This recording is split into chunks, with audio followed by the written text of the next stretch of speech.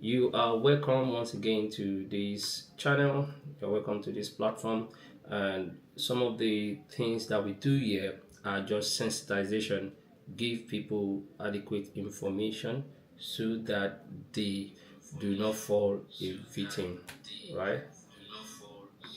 You don't fall a victim. That is what we are here for. So you don't want to fall a victim of unscrupulous agents.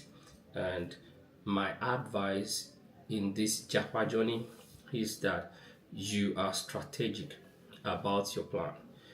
Being strategic and of a truth. I saw someone reach out to me and say that somebody advised him to come on a conference visa, and today I just want to maybe probably one or two discussion around that particular part, right, of conference visa, and we will be practical about it, because in a real sense, what is conference visa? Because what is a conference visa? I, for one, I didn't really see where there is a conference visa, direct conference visa on the immigration New Zealand platform. But let me put this out there. I'm not an agent. I'm not a licensed immigration advisor. However, if you need the service of an immigration advisor, I have an immigration lawyer that can help with your process. But that will be between you guys. So it will be a conversation between you people, right? So, because in most cases, this kind of visa, which is conference visa, falls under visitor visa category because it's a conference. So if somebody is saying come through conference visa, it's as well as the person saying come through visitor visa, because one of the reasons you will put in your application will then be a conference, right? So which one? So one of the things that a conference visa allows you to do is that a conference visa allows you to attend a conference, attend seminars, network, and also it allows you to explore business opportunities. Yeah, in that regard, if that is really genuinely what you intend to come do, then good, go for it. So it does not allow you, it does not automatically allow you to, allow you to work. It doesn't allow employment, it doesn't allow paid work, it doesn't allow, switching to work. It doesn't allow switching to work without eligibility. You can't switch to work visa without eligibility. Imagine somebody that do not have experience, do not have anything, and the person is also planning visitor visa. Okay, so once you planning conference visa, once you come in for the conference, what happens? So one of my key questions is, after the conference, after the visitor visa, what next? If you cannot answer that question genuinely of what next, then there's a problem somewhere. Let's support the live, guys. Let's support this live. There's a problem somewhere. So, and why we are saying that a conference visa is not a shortcut for employment, maybe you should always write that down. A conference visa is never a shortcut for employment. So just have that at the back of your mind. Although people might find ways of saying, okay, maybe probably they have enough experience, enough, business, enough real practical experience, and they apply for jobs. And at the time they apply for those jobs, the market was favorable. And because the market was favorable, this set of people were able to get offer of employment. That is the only time this person can apply for visa. So that is the only person this can apply for a work visa. So what Immigration New Zealand actually says is that yes, under the New Zealand immigration law, you cannot work on a visitor visa. Please put that down. By law, you cannot work on a visitor visa. Now, to get a work visa, you must meet work visa, criteria. So there's a criteria for work visa. You have to meet that work visa criteria. And having attended maybe probably a conference, because you are coming in for a conference, does not give you that access or special advantage. So there is no advantage whatsoever. I keep telling people that you come on visitor, there's no advantage like that that people might be, so amazed about. So basically, you have to maybe probably find immigration advisor or immigration lawyer that can help you put your file together if you cannot. But before you can say you want to convert, you will need a valid job offer. You will need employer accreditation. If you are doing it under Accredited Employer Work Visa, you will need skills match. They will have to check that. Then you need market, check too. All these are some of the things that companies will help you to do. They check your skills, they do your criminal, check and everything. But when you now move to what is called AEWV, which is Accredited Employer Work Visa, you are looking at the fact that there are jobs, and this job must come from a certain set of company. So if you are able to get, but nobody is saying you can't get a job. But what we are saying is there are conditions.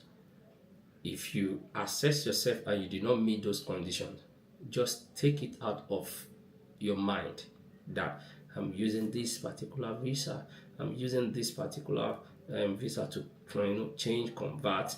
It's not as easy as people have painted it. It's not as easy as content creators have painted it out there. So to qualify for Accredited Employer Work Visa, you'll be needing like a job offer. You have to get a job first, and then you'll be needing that the job must be accredited. The job must come from accredited company. So it means that if the company is not accredited, you can't even get the job in the first instance. If peradventure you not get the job and the company is not accredited, you won't still get visa because it is called accredited employer. So if the company is not accredited, by default the company shouldn't even give you. And that is why a lot of time you see what is called do you have work rights? If the company if they are not accredited, by the time you feel no, you do not have work rights, you need to be sponsored before you can work in the country. Immediately you feel no there that you do not have work right, it is automatic. They don't even check it. You don't expect recruiters to check over 1,000 applications. So there are some key questions they ask you that as soon as you answer yes or no, your yes or no determines whether they will proceed to the next stage of even checking your CV. So a lot of CV will not even pass that confirmation stage where you say, okay, do you have right to work? You are not even seeing anybody physically. You are just applying. Also, like you'll be applying from anywhere in the world. Do you have right to work? If you are in New Zealand and you're on conference or visitor visa, you will still not have right to work here in the country. If you are outside of the country, you still do not have right to work. So you are on the same status. So there's nothing that changes your status. The only changes is that you are currently, sojourning in New Zealand for a short period of time at the time that you're applying for that job, except you have a plan B. So you must meet skill requirement, and you must have, for some job, test of English. For some job, not all, right? So I think we should conclude it here that being physically in New Zealand on a visitor visa does not guarantee approval for job. However, some people might feel like, okay, they are in the country already because of the flexibility. You might say, okay, you want to go for studies. You might say, okay, no, I want to, further. So if you didn't get a job, you might say you want to further, maybe probably find a school, apply to the school, and then if by, with God, that school give you admission, then you can continue to stay in the country. But then if the school give you admission, it means that your status will then change from a visitor visa to a student visa, fee-paying student visa. So you see how that works. But if you do not have a plan B, I beg, make sure that you run away from it. So let me ask this question. How many of us have applied to New Zealand visa previously and maybe got denied? How many? Have you applied to New Zealand visa before? Let me see in the comment section. Let's just pause there. Have you applied to New Zealand visa before? I'm going to be bringing somebody to this live stream. She is a nurse, and then although she came on a visitor visa, but then with a very strategic, okay, Razak said, no, you have not applied for a visa, or you have not applied for any visa in New Zealand previously. So I just want to know the demography of people that we have here. How many have applied for New Zealand visa before? Because it is people that have applied for the visa that can tell how the visa is. How the visa is. So the people that have applied can tell how visa is in New Zealand. Not apply for NZ before. So not apply for NZ before. So which is good. Okay. I see people saying I'm still on the process. Okay, double edge saying I'm still on the process. I need someone that has gone through the process, because I have someone that came on this live stream and then he applied and he got declined, and then he's currently still waiting for the reason why he was declined, and he submitted everything. He said he submitted everything, but there will be a reason why he was declined. Most of the reason for visitor visa is always home ties or something. So check out red flags. Maybe I will talk about red flags when we start bringing people up. If you have any question, just make sure that you are supporting the live. Make sure that you are supporting the live. There are some questions that we might not be able to attend to here, that we might not be able to talk about here, but please make sure that you are supporting the live. So there are some common scam patterns that you should be aware of if you are really planning of jackpotting. And this does not, talk about only New Zealand. It is everywhere that you intend to go to. And one of the scam is that, and it's a red flag. Red flag one is that they promise 100% guaranteed job. A couple of people have come to this live stream, and all what they say is that, oh, my agent says that 100% there is guaranteed job. In fact, somebody told me back then that my agent said that I will get job on arrival. That was the first time I was hearing that, job on arrival. What I know was visa on arrival. So there is no language that the agent does. There's no language they don't use. So they use a couple of language. So there is nothing like job on arrival. So there is no guarantee job unless you have a signed offer already and you can verify the employer and that the employer is in New Zealand. And in fact, verifying an employer that employer is in New Zealand does not guarantee that the offer letter is coming from the employer.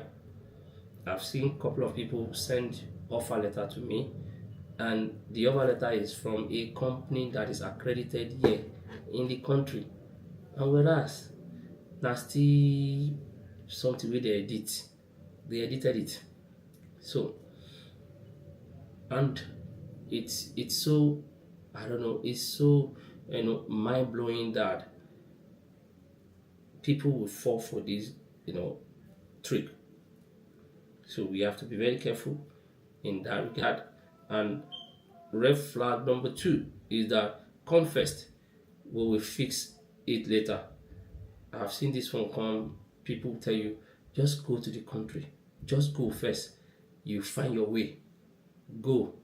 New Zealand, Australia is too far to be doing trial and error. Just they are so very far away to be doing trial and error. You can say somebody even mentioned that just come in on a visa, we will handhold you in 2 weeks you get your job. That is a whole number.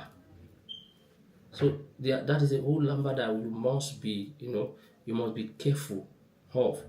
So just enter with conference visa. We will convert it when you get to New Zealand. Run away from them. Just enter with conference visa. We will convert it. Never go with that. Converting, ask them this question. 1 minute.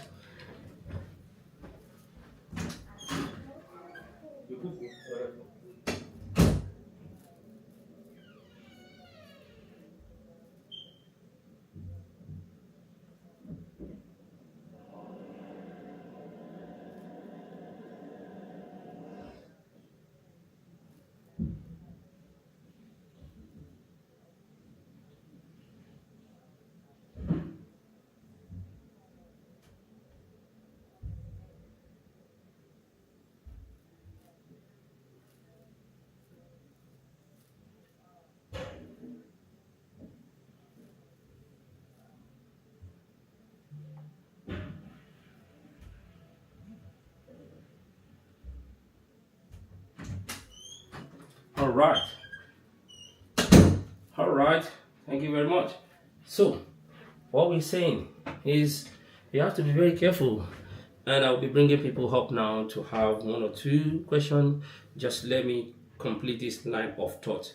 I mentioned red flag number 2 is that come first, we will fix it or will convert your visa later. It's a red flag. Run away, because conversion is not automatic. One of the explanation I gave was that it's not switch. You are not switching anything. You are not pressing on and off. You have to go through a process, and if you are not qualified to go through that process, you cannot even say you want to convert it. It will be difficult. So if no employer sponsor you, there is nothing like that. You will return home. So overstaying, damages your future application, and you don't want to overstay.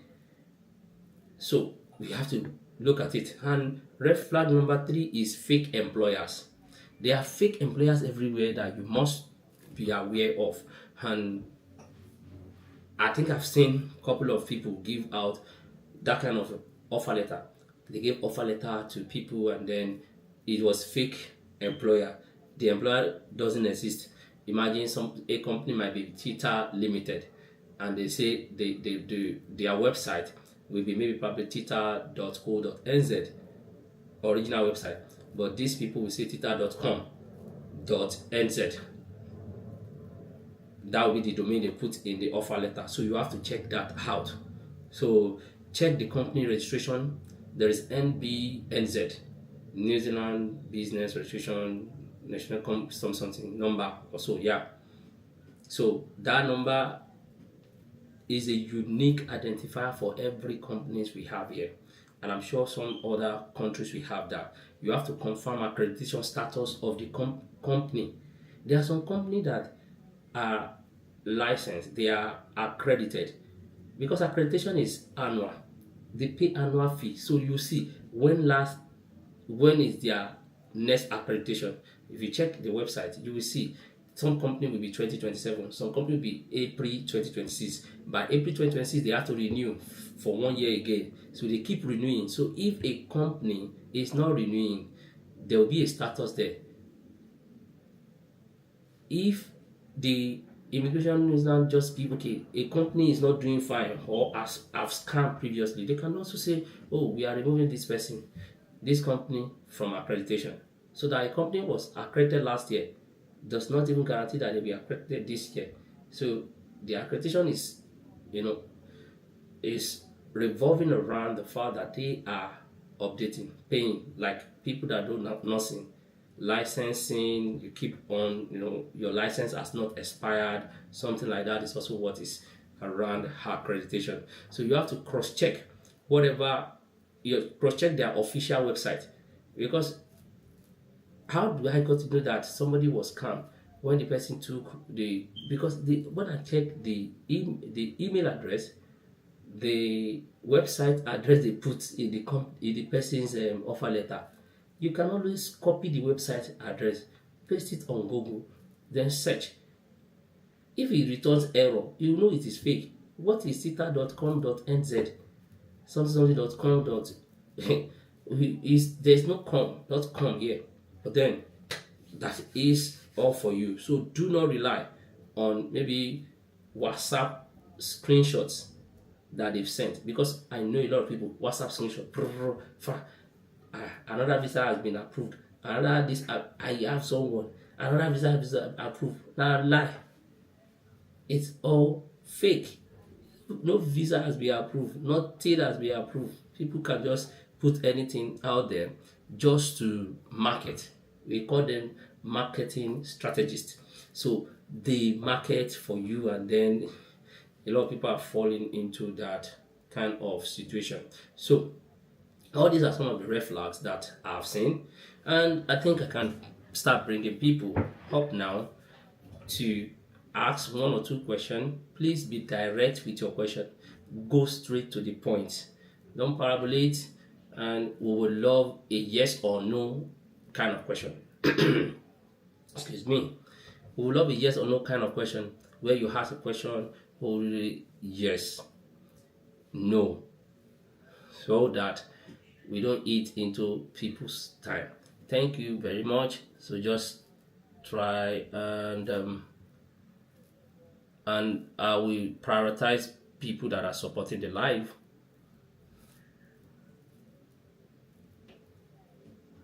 All right, the box is open.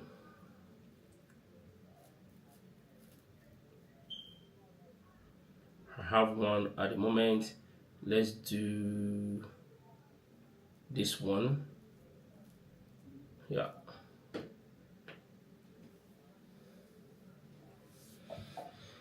Yeah, you can start sending an invite. Just no see live, no balance. How is everything now?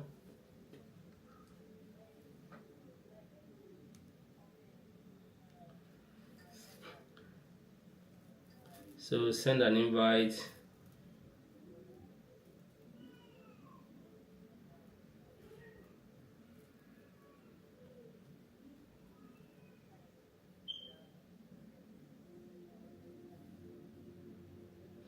Send an invite if you want to ask question.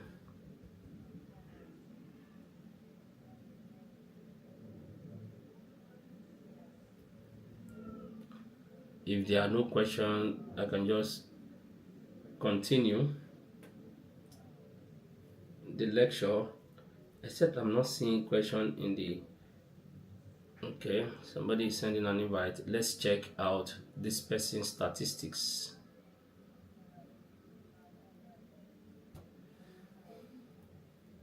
Okay, kindly support the live, Mr. Razak. But then I can add you, then ask your question.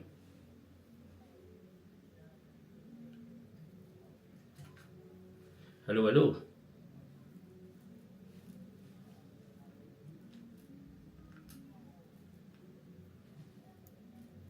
Hello, hello.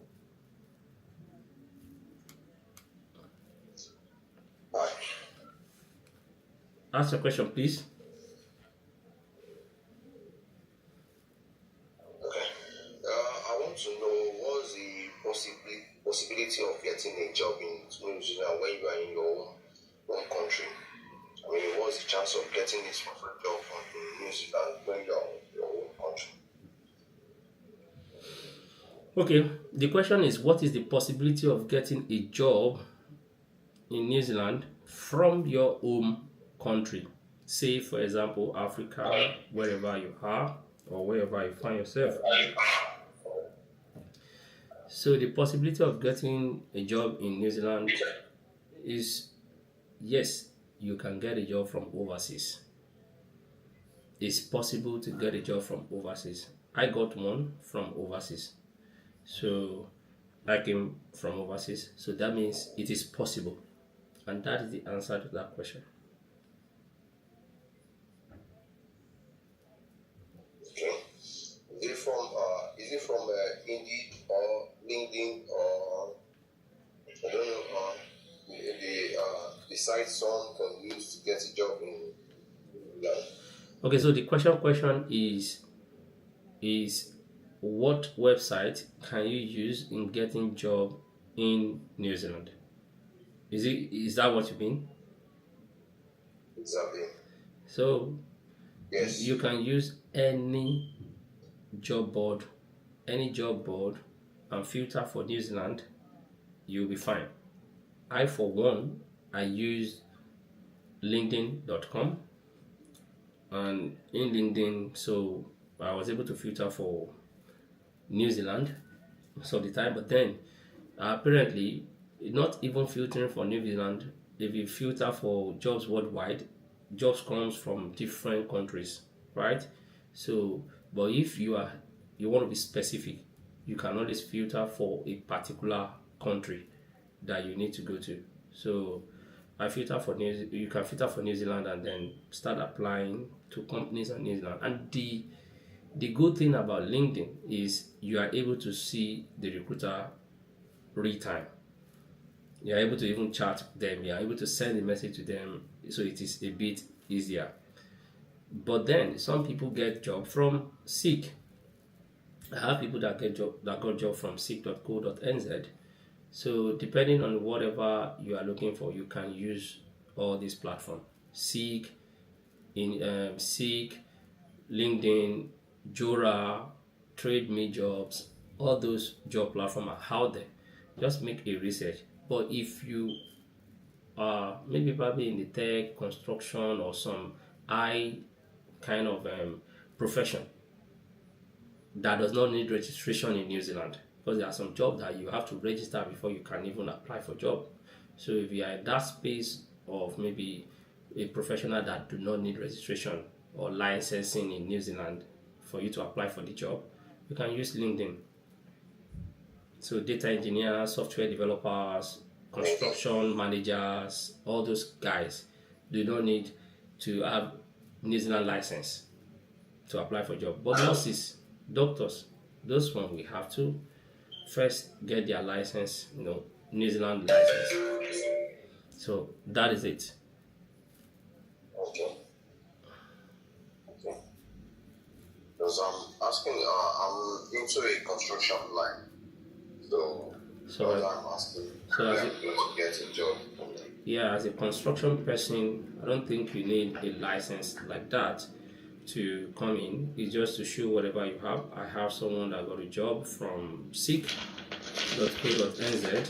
So just optimize your CV, standardize it, and then get on with it. It might not be easy, because that is the good thing. Oh, Mr. Shamsi, longest time. So it might not be easy. Support the live, guys. Let's support the live. It might not be easy, but you should keep it up. I'm not a consultant giving advice on immigration, and just know that I've mentioned that maybe you came late. I am not a consultant. I am not a licensed immigration advisor. I don't do anything with regards to application of immigration or anything.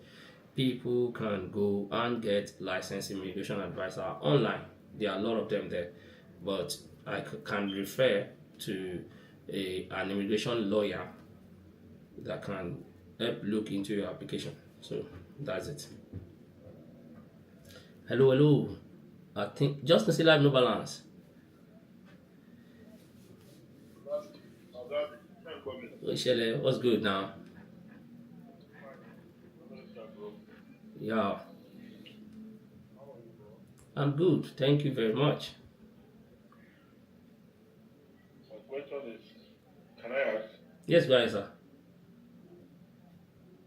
My question is it true that Governor President Bola Ahmed Tinubu, Nigerian president? So is it true that President Bola Ahmed Tinubu is Nigerian president? I think it's true. That is the truth, actually.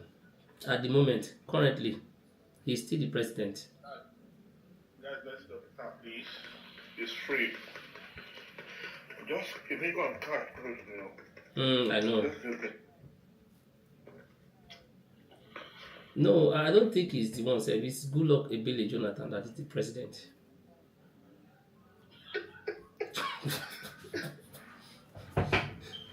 So that's it. Madam Desiree Abi Desire ni. Because you can either call it Desire or Desiree. Yeah, good morning. Morning. Which one is it? I want to make an inquiry about New Zealand. Let's know your name now. Is it Desire or Desiree? Desire. Okay. Desire. Though my daughter bears this series, so either of the two. Okay. Yeah, I want to make an inquiry about New Zealand. Is it possible to convert a visit visa to work visa over there? Is it really possible? I think I've talked about that thing though. And are you guys Actually, seeing? I'm just coming to your life now. Just Okay. putting down my phone and. Have you guys seen that my the YouTube channel at the top there?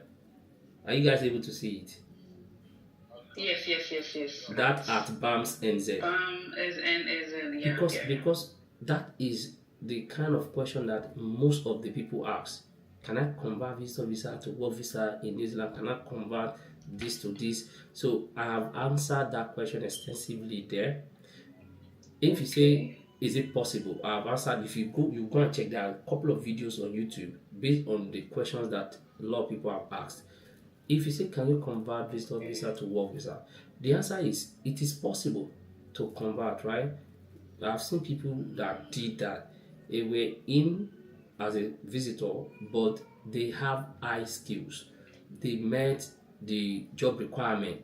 Their skill is in high demand. They were able to scale through. But what content creators will not tell you is the fact that there are a lot of processes. You need to meet job requirement. You need to find a company that is accredited to sponsor you, because you cannot just get a job from any company. If you're on a visitor visa in New Zealand, you need a company that have license to sponsor. So that's it. Okay. So that's it. You understand? And that is easy to. Yeah. Yeah, right. Like you said earlier, one can go to LinkedIn and all that, because I don't really know much about those. Yeah. Is it a website or a site or so? Website what? LinkedIn. LinkedIn, yeah, right? Yeah. You said one can go to LinkedIn and search for company that can sponsor or that can employ Yeah.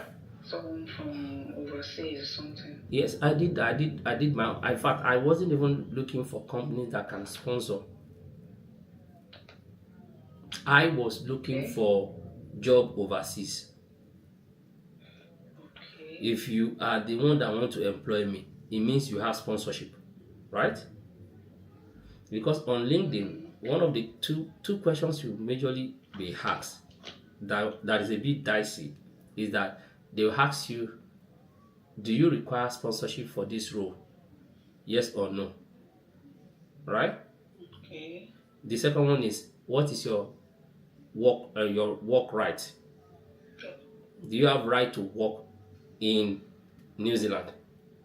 New Zealand, okay. So all those two questions, one of them is yes, the other one is no, for somebody that is coming from Africa. So do you have work right? Do you have right to work in New Zealand? The answer is no. Will you require sponsorship for this role? The answer is yes. Okay. So once you are able to fill in that, companies that do not have right to bring you in, they will automatically reject you. They will automatically send you, unfortunately. And it is fine. Okay. Because they are not your target in the first instance. Your target is a company that can bring you in, that have right. And that is the same thing everywhere. Even in the UK, that I got a job, the company that can sponsor were the one that reach out. Thank you, Okay. Madam TY. But it's do you have people in search of company that sponsor New Zealand, or is there any way you can? So is there anyhow you can? you can have a one-on-one discussion with me, and then we go through. Okay, this is your profile. This is how best you can position yourself for the opportunities ahead. All this kind of thing. So I can help that with that. But when it comes to applying for visa for people, I don't do that. When it comes to applying for job for people, I don't do that. I don't think I can do that because I don't have the time. But there was someone You can only assist, there was someone that came on this live to say, okay, she's in the UK, she's a nursing mom, and then she has the time currently for her that she can apply for job, but then at a cost.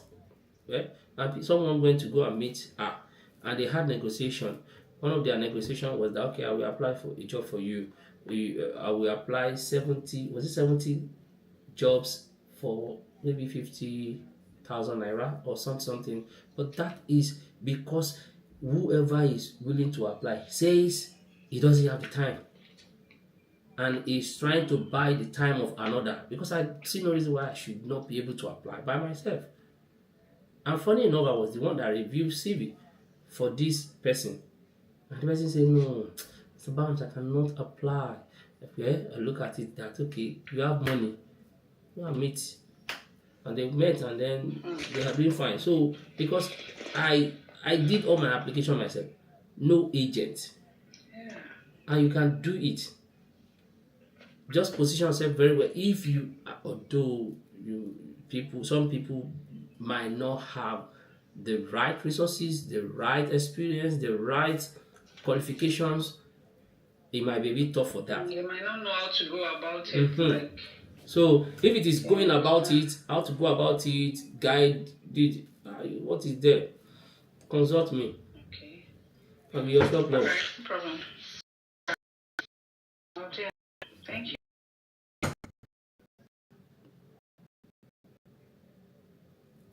So guys, Musa Dolua, Madam TY, what's good now? Longest time.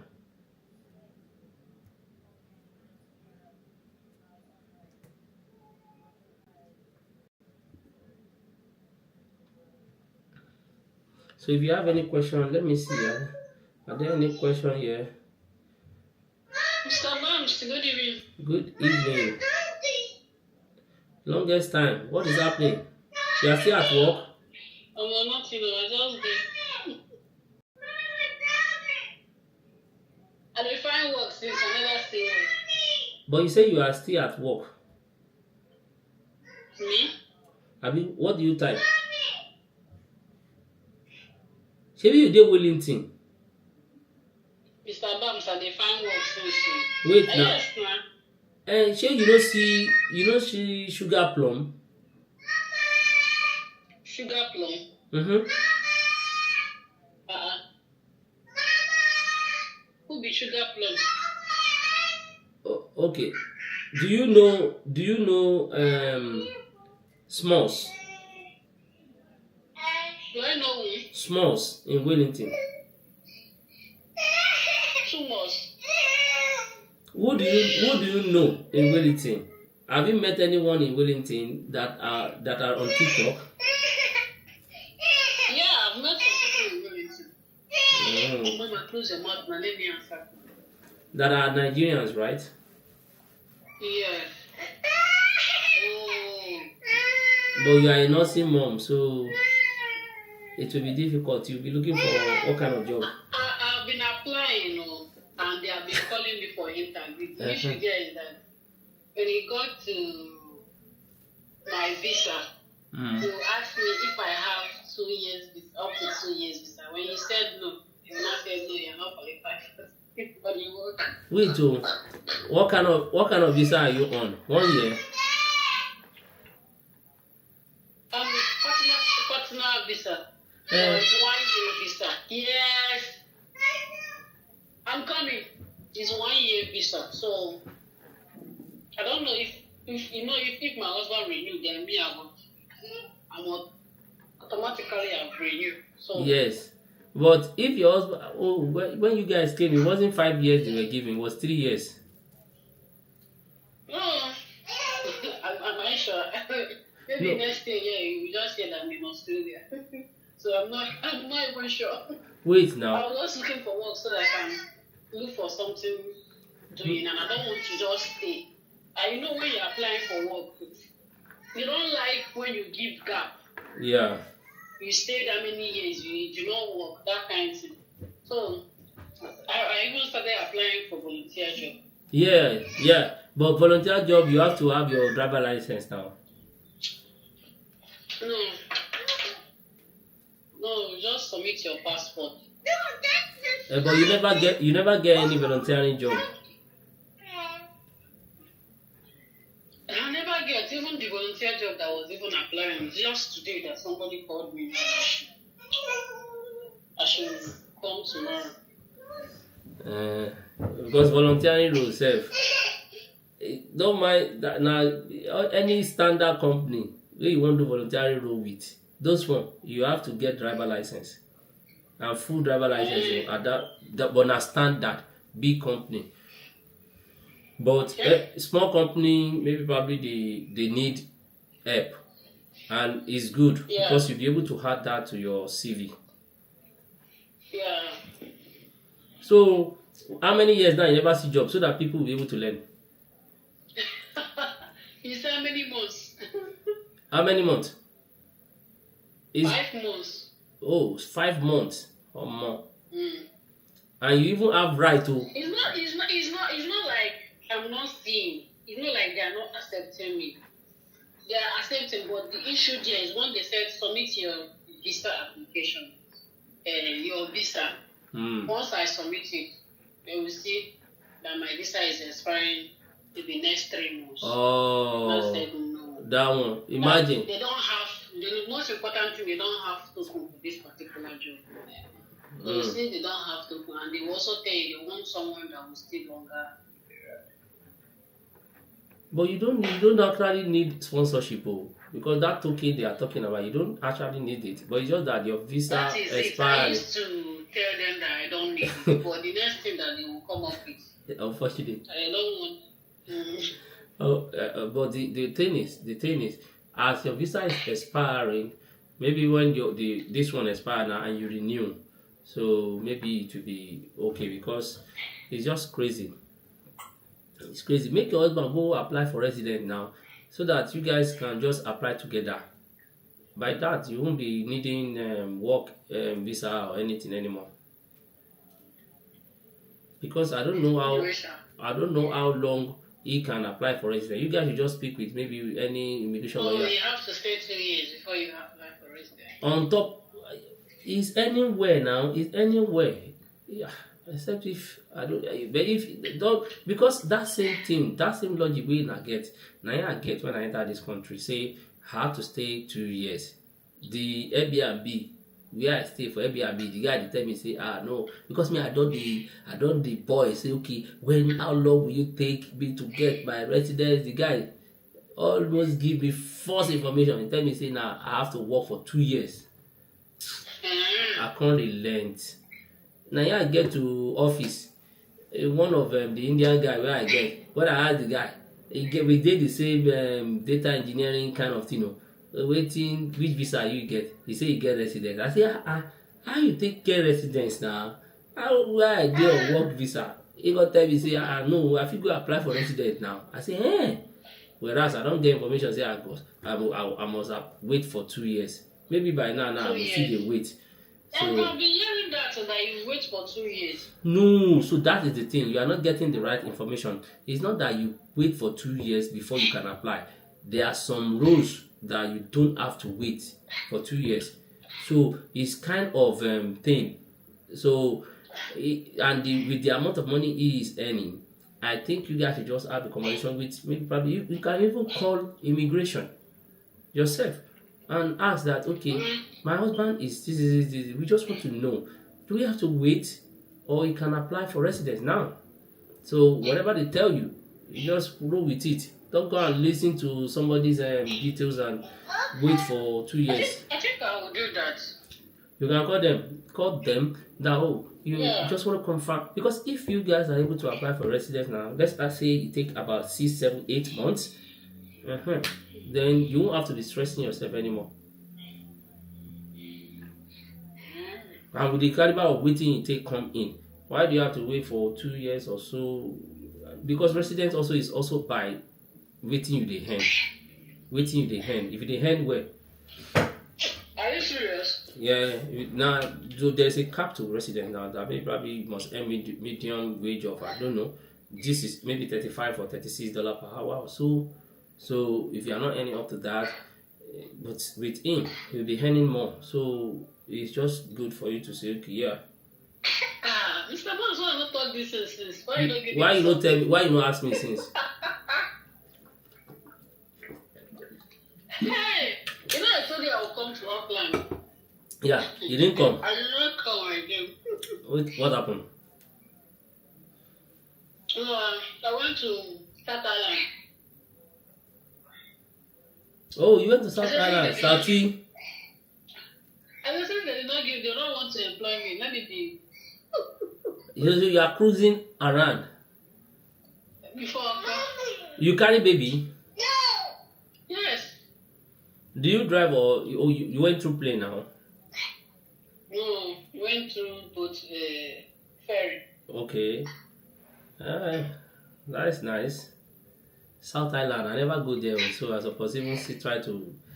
It's gonna be in my bucket list of where I need to visit.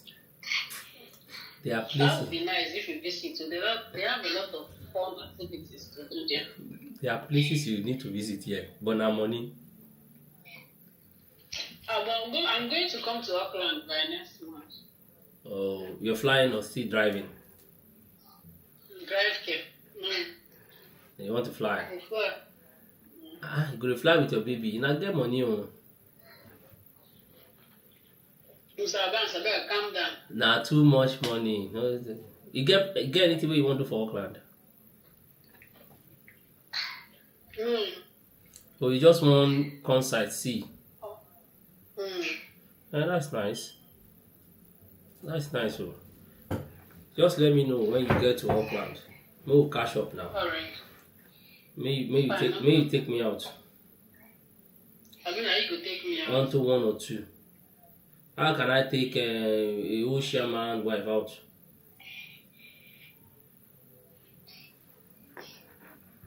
Sensi Yama Combo. Hello. So, when are you starting new class? We're supposed to start by March. So then what happened? This March is going to be very tough. I never even start to put anything out. I'm changing focus. But we'll start. If anything is not coming up, I will just Kukuma the reason only you. Thank God. What is thank God? No, I say if even you will start, I don't mean I'm laughing at you if it's only me. Yeah, I want customers too. I want people that will also interact with you. Oh yeah, that's fine then. I've been very, very busy this period. How does the conference visa work? How does the conference visa work? How it works is that you can always go back to the YouTube to go and watch the replay of this live stream. It is content creators that are doing this.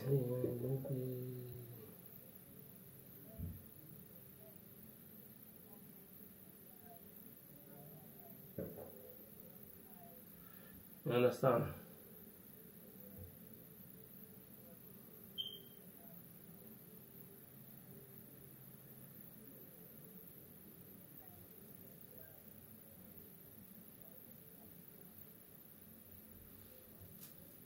So, conference visa, it is these people that are doing this conference visa. It is content creators that are saying conference. So there's nothing like really conference visa. but it is work visa. It is visitor visa. Just that you are coming for a conference. Hi, Sebastian. Just that you are coming for a conference, and the fact that you are coming for a conference, I've just mentioned all these things currently now that it doesn't give you the guarantee to say you get a job.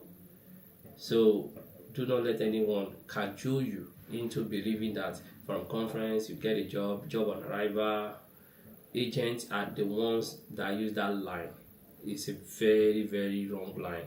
So I've talked about some of the red flags that agents use, and one of them is the fact that they promise you 100% job guaranteed. Never. Nobody should promise you 100%. You see, this person that we are talking to now, she has been here for about 5 months or so, and she has been applying. She's not getting a job, and the job are even requiring you a right to work. The fact that she have right, they are saying that it is a bit shorter, 4 months to expiry of our current visa. Let alone somebody that is now on visitor visa.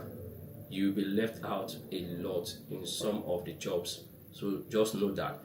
But we are not taking away the fact that some people are highly skilled, very skilled, and at the time they come in, there was a job, and they might be the best of the applicants, and it is always 1 in a million or something. So very few, because it takes time to get a job generally in New Zealand, and you on a conference or visitor visa do not have the time. So you are pressed for time, for like unlimited time that you will have used to find or look for job. So there is a conflict, there is a contradiction there, that you do not have the ample time, but then you have a limited time to look for unlimited kind of stress before you could get a job. So that's just the thing. Let's assume maybe probably 6 months or 7 months. Some people have been here for long and they are not still getting that full-time role, but then maybe casual, part-time. But that is people that have the right to work already. But for you that don't have the right to work, you cannot even do part-time job. You cannot do so. That is red flag 1. Red flag 2, I say come first and you'll be able to convert the visa. That's another red flag. We'll fix it later. Just go on the conference visa. When you get there, you go and convert it. You go and convert it. That is the same language that I've been hearing. You go and convert it. It's a bit tough. And this is not to discourage people from coming on a visitor visa, but this is to discourage people from coming with the aspiration of want to use it to jackpot. You want to use it, except you have a plan B. If it didn't work out, if I eventually didn't get the job, okay, I have some money saved that I can use for studies. If you accept that, then I will take it. Okay, yeah, you are serious. And I've seen someone very drastic, I don't know how to put that. This person came and said, okay, I go with visit to a country, and then from there seek asylum. Yeah, like I've not had that before. You have the mind to say you are going, and then you from visit you go and see, and even you want to say it shouldn't be places like Australia and New Zealand that are very strict with their stuff. So I think all these are some of the things that people should be aware of, right? So be aware of that. And I also mentioned one other red flag, which is the fact that they give you fake employers. So it's not easy. How does the conference visa work?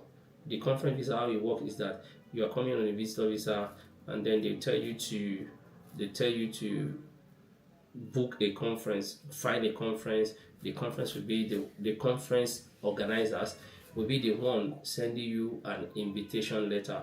Once you receive the invitation letter, you'll be able to submit the invitation letter into your visitor application form and go from there. But again, in all, it is still visitor. visa. And currently, most of the people that have come to this live, New Zealand visa, they are being rejected. I don't know why. They have different reasons why they are being rejected. Maybe some people do not have their enough full proof of fund. Some people home ties, some people family ties. So, but by and large, I think majority are being denied.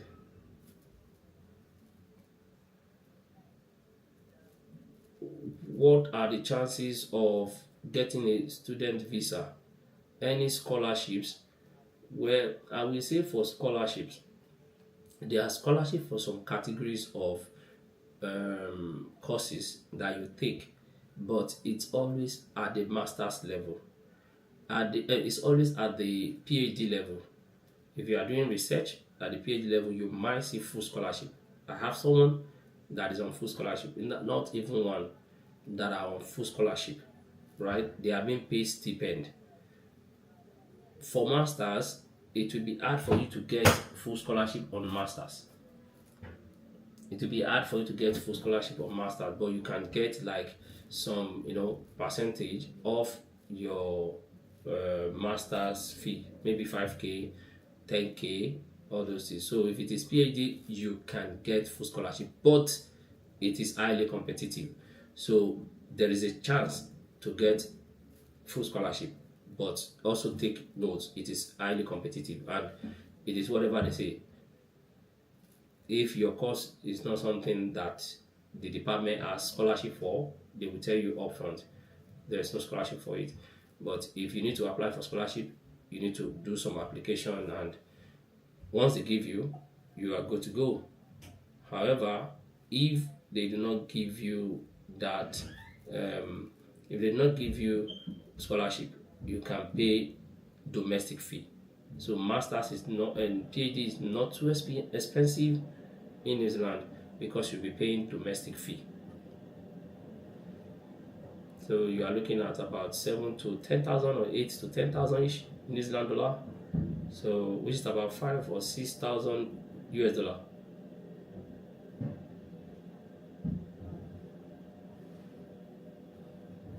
So that is it.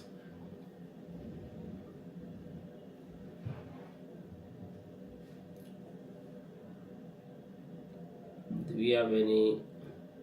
Musa Dulua. Good morning, sir. Good morning. I have some personal stuff to discuss with you, so I sent a DM on Instagram already. Oh, you send a DM on Instagram? Yes, sir. Olarewa. It's okay. So, yeah, I take 25 hours for a PhD student. You have unlimited hours to work. You can get a full-time role, but for masters, you have 25 hours to work. So since you said PhD, so you'll be looking at unlimited hours to work.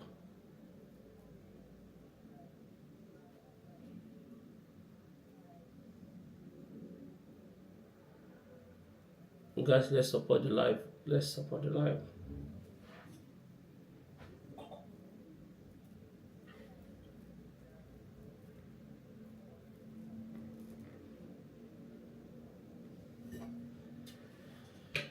If you have any question, excuse me, feel free to drop in and then ask your question, right? And those that are on YouTube, let's kindly support the live. Thank you very much.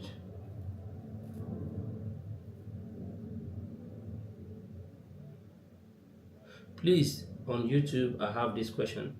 Please, do you take a step-by-step class on how to apply for a conference and its visa? Okay, so for those on YouTube, please kindly support the live. I don't take a class. I'm an advocate of JAPA right.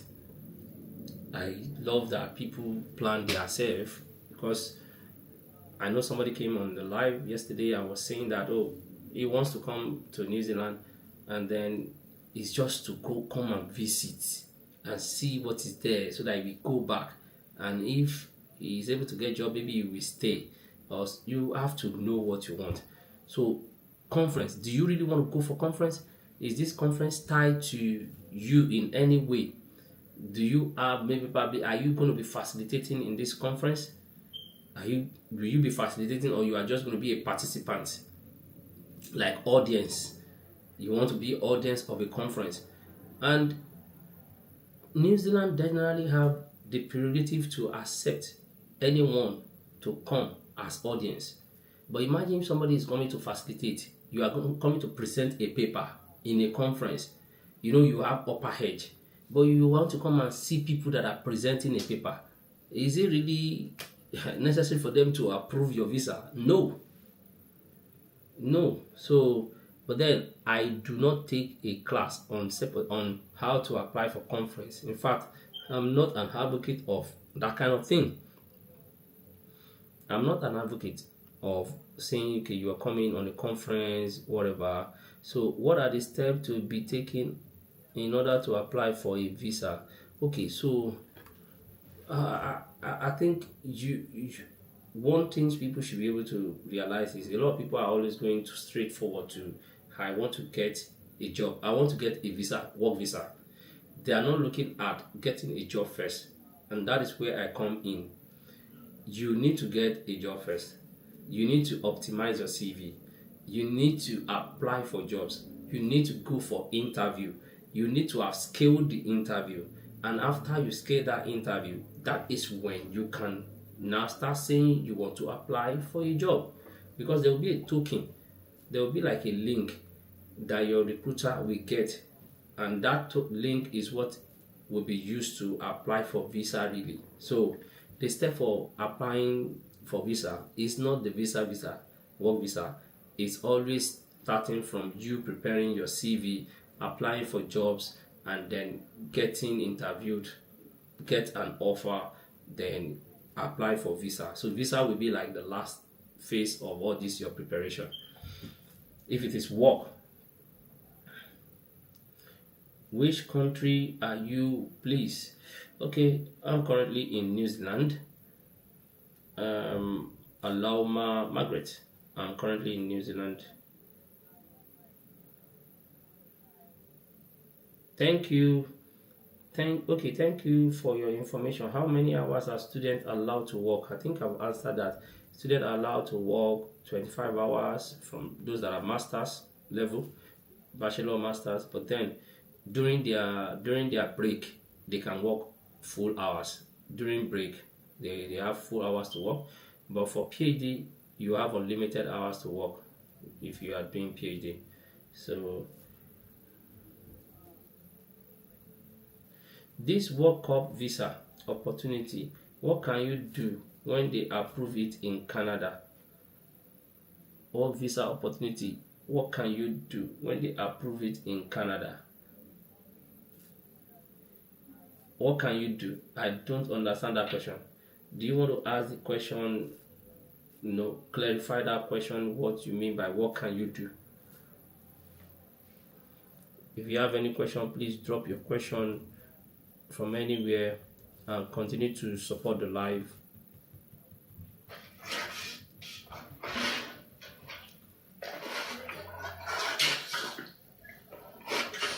Overtake us. Hello, Diamond Beauties, you're welcome.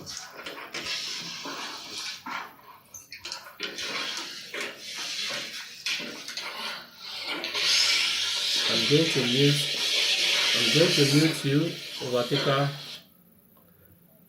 You are not speaking. So if you have any question again, just feel free to support the live. Send an invite. Hello, Diabetes. What's good?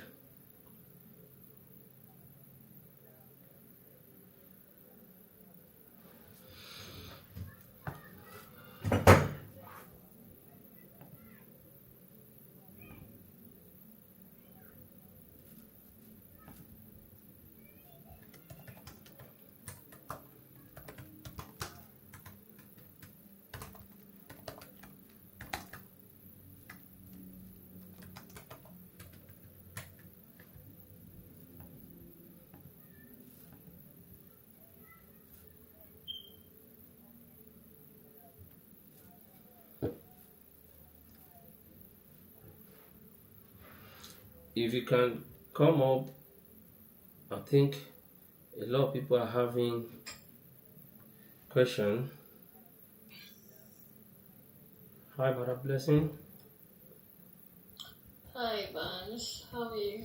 I'm good, thank you. And you? I'm good. I'm back for today. Volunteering or studies? The studies. Yeah. From school. In fact, till next week. I'm not going to school tomorrow, but we have a lot of personal readings to do because we are starting our placement on Monday. So, how many months will you be on placement for? No, this one is the first placement. It's just one. It's 2 weeks. 1 week is hospital based. The other one is like community service. Okay. Yeah.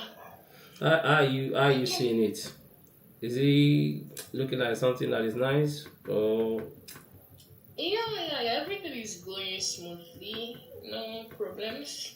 So Tutors are friendly. Teaching is very clear.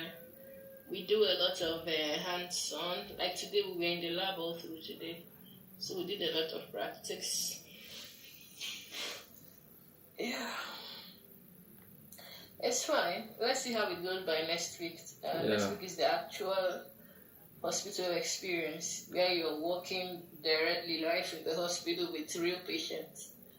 So you will survive now. You survive. You are working in the kind of earth space before. She don't see work. My brother, I get one interview, sir. I get one interview for, but I don't know whether there are all these casual jobs where they do like 1 day events. So, but they said make I come interview. I just see their email today. I said okay. Yeah, which kind of job? Have you gone to read the job? Maybe see. No, it's like all these 1 day off or 2 days of events, something like that. Yeah, so I've gone. Yes, I've gone. Actually, I think the people doing the recruitment are like, you know how they have like an agency, a body that does different forms of things. Yeah, something like that. Hey, go now. Where you meet? Yeah, we'll go. I have an interview for, but I have one volunteer job too. So they said I should come this Friday for volunteer job. They will do small, not like interview, but she was like, it's just for them to explain the volunteering opportunities and how it goes. It's actually in the Wellington Hospital, so it's just like the volunteer job that they pay. Volunteer that they pay. And they have some volunteer jobs. Some they pay as I hear, but this one I don't know. Since if they won't pay, if volunteering role won't pay you, you guys have your driver license, they could demand for plenty things. I don't know, sure. But they say make I come Friday, make a brief. You carry any license come from Nigeria? Not carry any license. Oh, no, they pray for me. No, since the lady say they won't come tell you, so you no go be anything. Good morning. How far now, Sebastian? Thank God. Who they carry? They say they carry Oluwole visa give one person. Yeah, one of my guy. Okay, hold on, I'm coming, Sebastian. Madam Chomsy, this is another person where they Wellington. This Madam Chomsy, she know the show. She dey Wellington too. Yeah, Blessing is in Wellington now. Smalls, dey Wellington.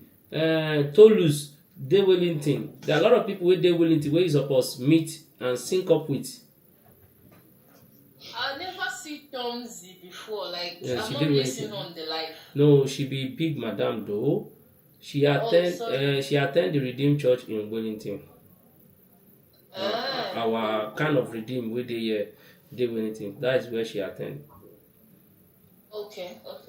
You don't attend church, right? Well, I can link up with her. Yeah, you guys should link up. So it should just be a bunch of people where they look for job. Because both of you they look for job. Oh. She's also looking for yeah. Use your church people where you want to introduce me to? I don't say I want to introduce you to any of my church people. You know serious now. You know serious. I serious now. You know want long distance relationship. I want. That relationship better that they see the ring for back here. You don't go once. You don't go once. Are you the one? Don't be me they tell you say I want. You don't go once. Now once me I dey hear something, you don't go once. You know if you want. Babs, I want. Now the Tinder babes, now the Tinder people you go still. Now those Tinder people, just go with them.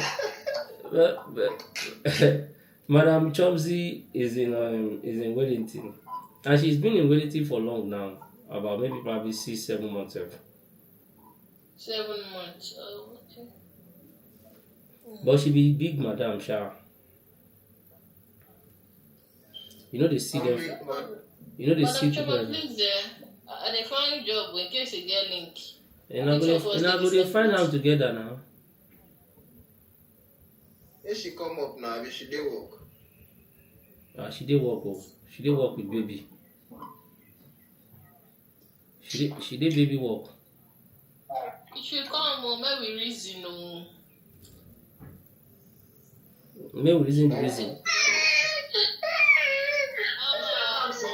She don't finish me for a year. That is the work. That is the work she did. Mr. Bam, she don't finish me for a year. You know they work like that. You know they work like that. She baby no be work. No be small work I did for a year. Good evening. So if you How are you doing? yeah you guys should speak. I am good. Which side are you? I'm in Newtown. Newtown. Yes. Newtown, as in Newland. No, Newtown, like you know Wellington Hospital. Yes. That area in Newtown. Oh, okay. Okay. Madam Chance, you know they go out now. I do come to Wellington every blessed Sunday. So where do you stay? Where are you in Wellington? Lower Oh, okay. You sabi where she dey? Yeah. Please, I don't go Kmart go buy something. My lower hot maybe.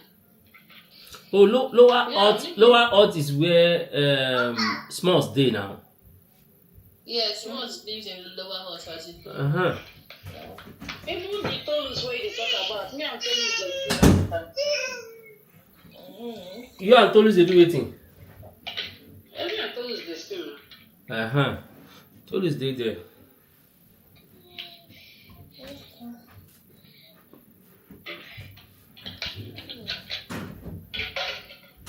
If you don't say where I come in your life, I will just come, disappear. I've never seen you on his life. That's why I don't.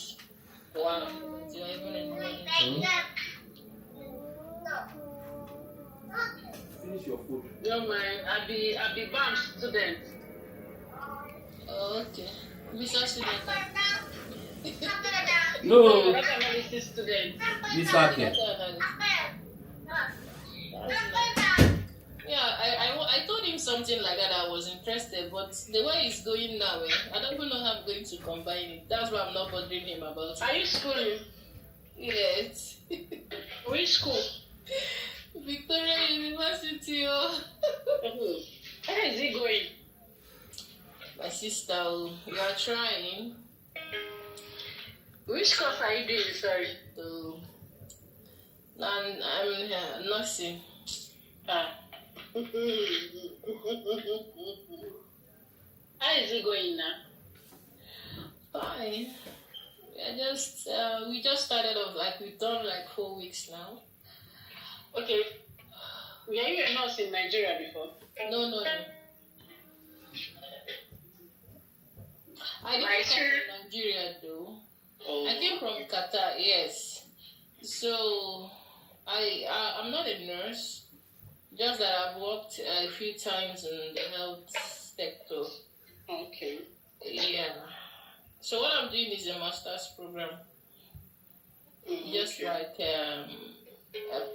entry level master's program. Yes. To pivot you into nursing. I don't know. Well, that's nice. That's the rough one.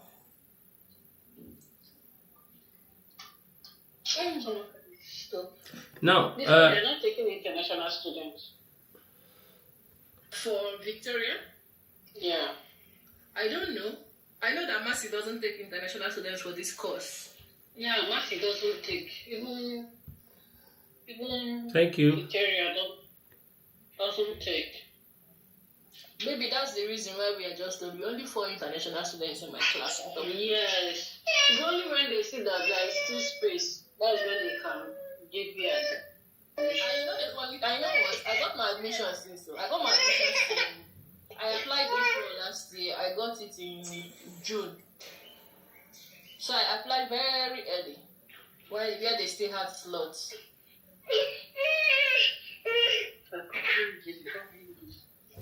Don't come and disturb me, please. Yeah. Okay. So Sebastian, wetin happen to the person? How did the person get a fake visa? Okay, Mr. Bones, yeah. Good morning. Morning. No, one guy like that, he don't dey tell me about this New Zealand something when they do. I always ask this guy, say, they give you job offer.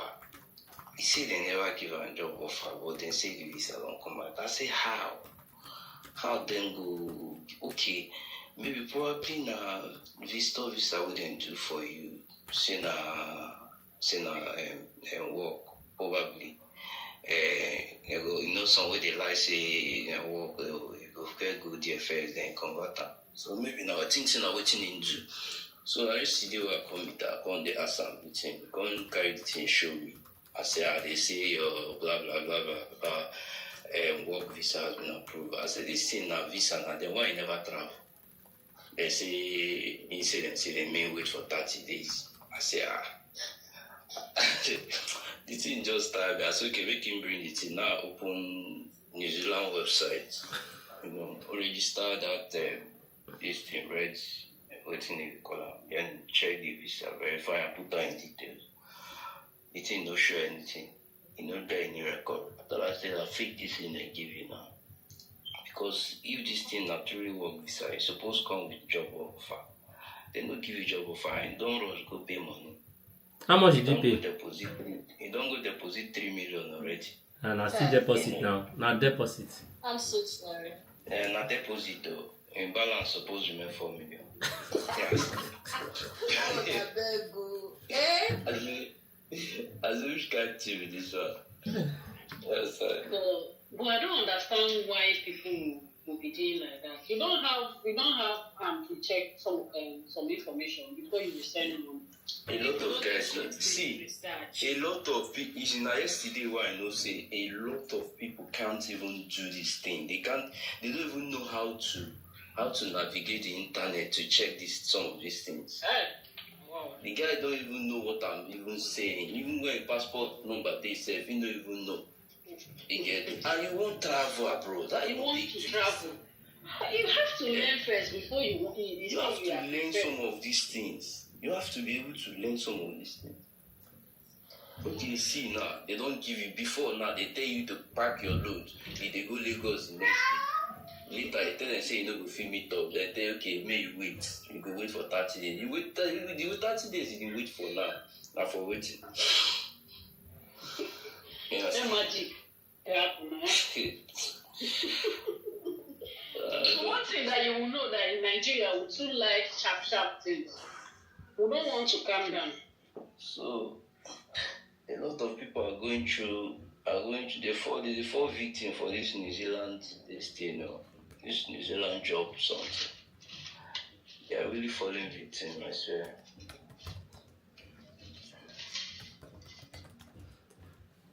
But they are not also making research by themselves. That is one.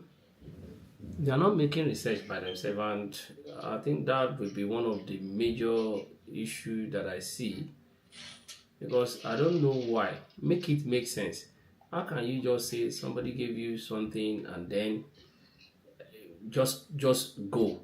You didn't, and where I can't blame them, because if you do not have information, any information you get becomes the best for you. Person will understand where in passport number dey for passport, for international passport. That kind person will believe anything wey agent talk, because you need to see how agent usually sweet talk.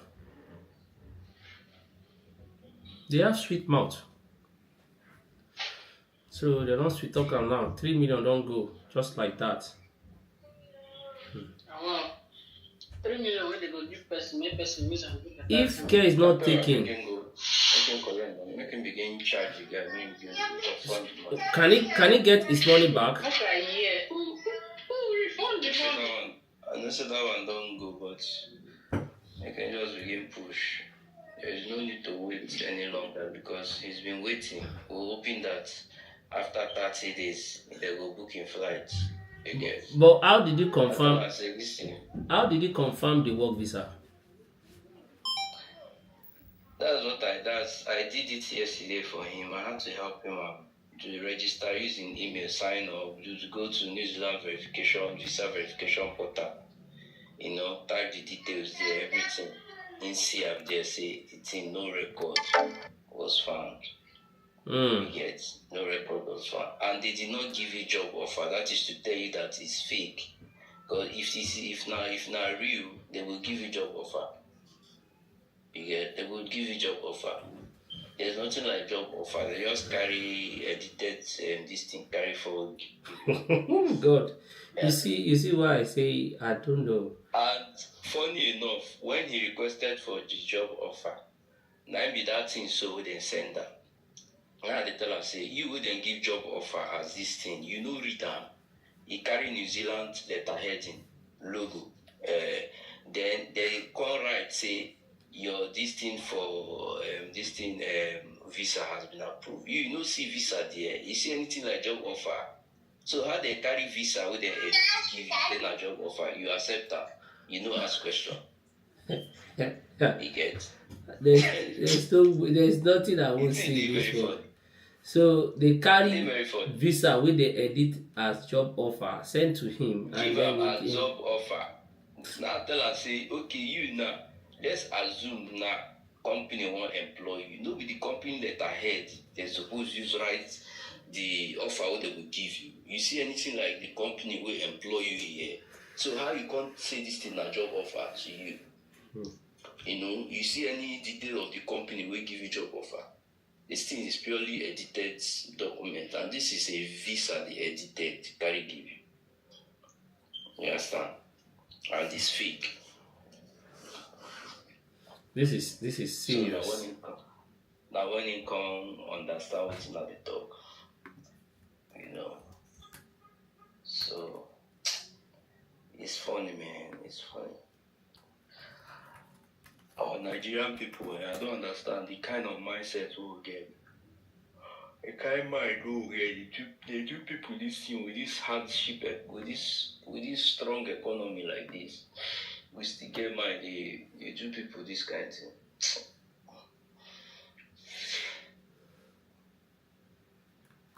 It's better you do VV for the person self. Make the person they go that side. If you reach there, anything when you see, make collect down. Then you no do anything at all. You just collect the money. The one where they even do VV self, they say if you reach there, they'll convert them. That one they are even better small. At least you go travel. You go travel, but this one is everything is fake. Everything is fake.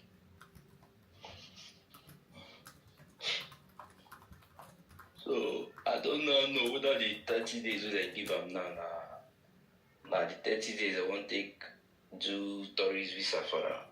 Or when may they just collect the money balance for hand.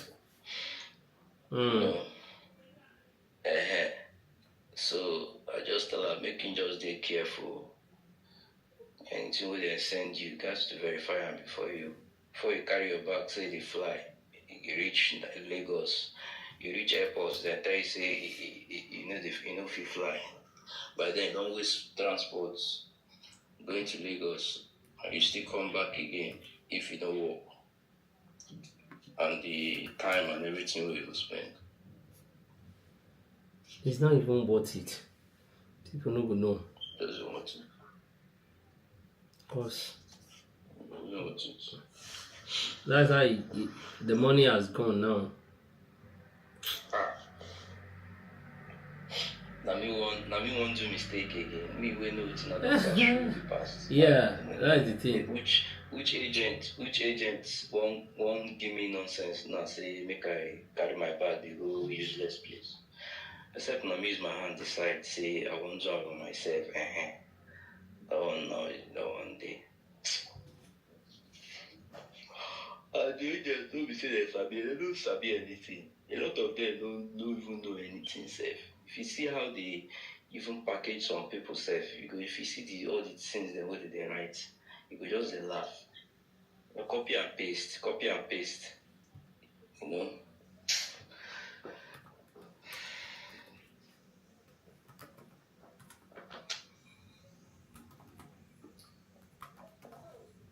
And that copy and paste is really crazy. I don't know. Well,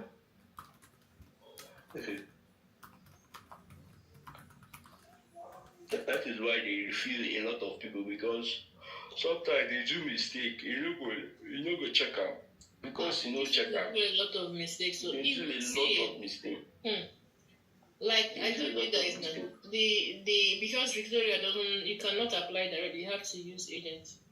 Even when I was working with the agent, you still have to be very careful because if you say I gave it to agent and you allow them, anything where you see you take. Because they are doing a lot of things at the same time, different people. So the possibility of mixing up things, even if they know what they're doing, the possibility of mixing up things is there. yeah. So if you even get an agent that is able to work with you, that one self will go even better. At least anything when you go send you, make a double check. Yes. All those other ones, they don't show you anything. You don't even because see what your they are not doing anything. That is why they're not showing you. It's a red flag.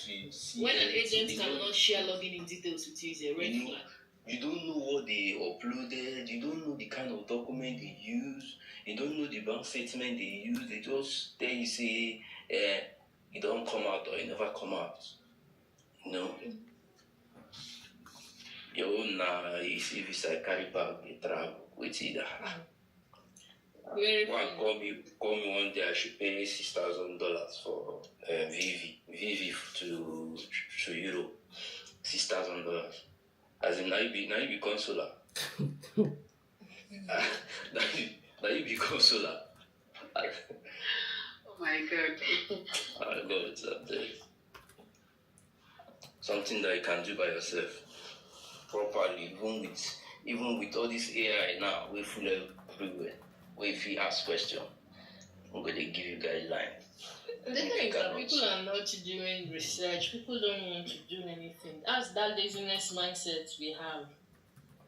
When you now carry it and go to a country that is working, it will be like you're being killed at work. So that's the problem. People don't read. People rely on agents to do something. Even if you want to use an agent, you don't have to give them that 100% reliance. They can do it every year. You should be able to do some things for yourself.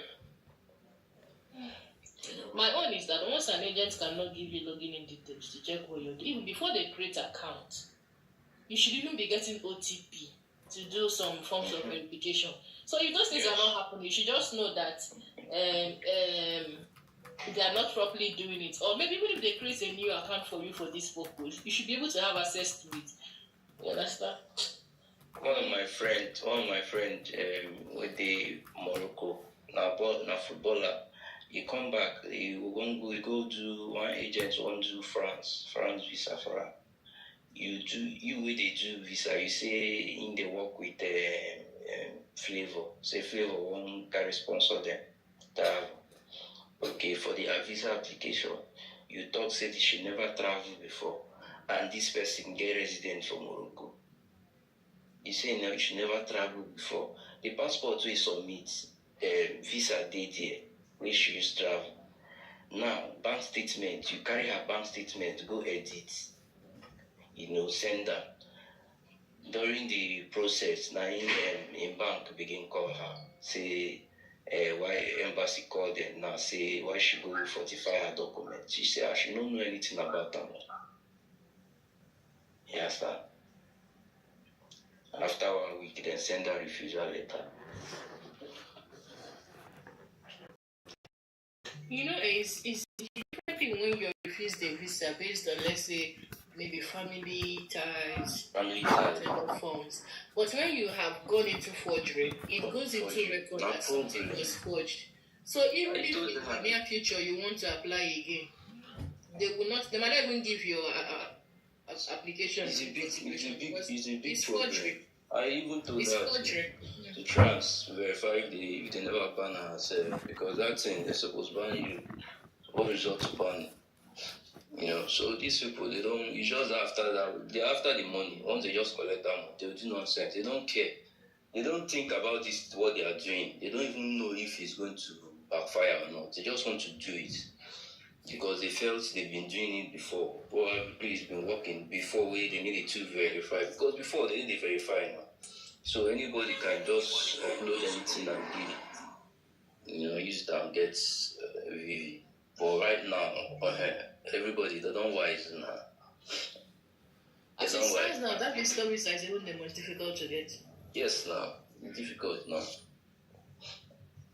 Ask anyone we won't come on visitor visa. I don't even ask severally that have that mindset of changing, switching, converting, all those their English language where they use. How do you want to do it? They don't have a clue. This conference visa we're talking about now, I even saw it as a content that okay, you can go to New Zealand with your conference visa and then all those things. As in, people did New Zealand, we still never get job. But what is my own? To look as if you are discouraging people, but that is just the truth. See, sometimes experience is the best teacher you get. Yeah, that's when you go there, confirm you go. Now you go. When I enter Dominican Republic, a person tell me. Now me use my hand confirm say yes. I don't see shaggy promo. Yes, nobody is asking for visa guide or app. Today, a lot of people are still going to Oman, Qatar, all those places, even after the whole internet preaching. Whether they hear about say the place, no, people will still tell you say they won't go there. The grace differs. You don't make a not be say the place does not be say GCC countries no good though. The only thing is that if you're looking for a long-term stay, it might not really be favorable. Job no day now. Most times, most of those times, those countries need to get a job. So how do you want to survive? Because a lot of these people, they are not going there for visits, but or the jobs there, the person might not be able to do it. Some of those countries. In GCC countries, a lot of jobs have to do with bring this permit, you must have this permit, you must have this certificate. Yes. So if you don't have it, you cannot work. That's the problem now. You cannot work. So the first step of anybody having the intention to work in a GCC country is to come and get the certification that applies for the job he or she wants to do. Because if you want to teach, professional jobs. Professional jobs, you can do the verification process and you start working. It's not even very difficult. You can easily get a job as a nurse from Nigeria and Qatar. You just need to do prometrics and data flow, something like that. It doesn't have to, the process is not too much like a top A country. No, most people that are going to GCC, not all, like a great percentage of them, they are not even, they don't even, they are not. Don't have anything. They don't have certificate or anything. Yes, they don't have anything. They just, from Nigeria, handwork, and they feel it's quite easy. No, I was in Bahrain now for close to 2 years. People were working, people were doing assignments, no, the pay is not the same. No, the pay is not, the pay, majority, the pay is just for you to survive. It's not so wow, unless you're working in a big company. It's not like people are not doing good jobs though. People are doing good jobs, just that the percentage of how many people are doing it. Do you understand? For this conference visa now to New Zealand, is it really advisable? Never. I don't even need to twist my word. It's never. Never. Never. Don't even try. It's a big risk, except you have money that will sustain you for like 1 year. You can take the risk. No, but it's not even sustaining you. You are going to stay illegal in the country because your visa will expire. Yes, it will expire now. It will expire. You go collect, maybe. No these 2 banks. Everyone. You will renew and get tired of renewing. You won't even renew one. Yeah, what you go renew? Companies are not the ones that they give them. So that's the problem. There are some kind of visa you can come into this country that you say, okay, you can extend based on what you do. But if your plan don't change, you come here at conference, you're going to do another thing, you will be going against your visa condition. It will that become a problem for you to say you want to do another thing. Because it's conference, you have come for conference, so whatever you want to do, if it's not aligning, that's what people don't think. They'll just think, okay, when I come in, they just feel like people are full everywhere. When you come in as on a conference, then do something, they just tell them, do any other thing. They didn't tell them that whatever they need to do must align with what they have come to do on conference. Because I've seen someone that came as a nurse, 3 months, they extended, she applied again. But this person, the first 3 months that she came in, she hit the ground running. Went into trying to get the license for, as a CAP. Went into doing CAP, competency assessments program. Tried to get New Zealand registration license for nursing. She got that one. She was applying for a job as a registered nurse in New Zealand. She didn't get. She did Australia one too. She didn't get.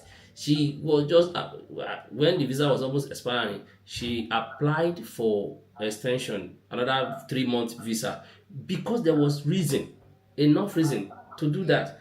So she was also in another midst of doing another kind of nursing, anything relating to all her space. She was pumping money. At that time, you can't use mouth.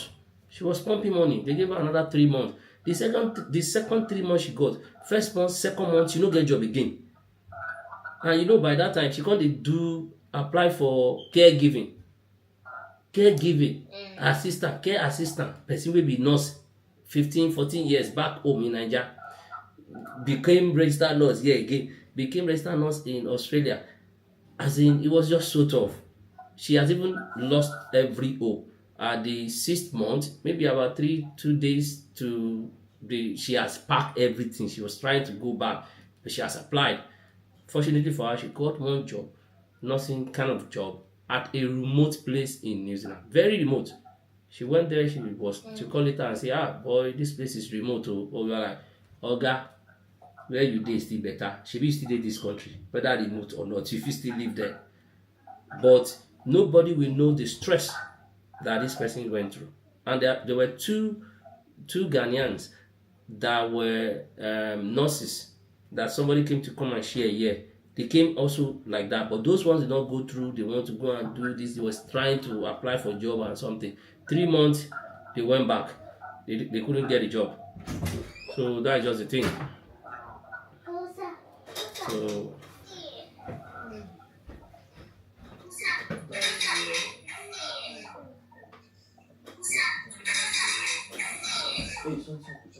No, right.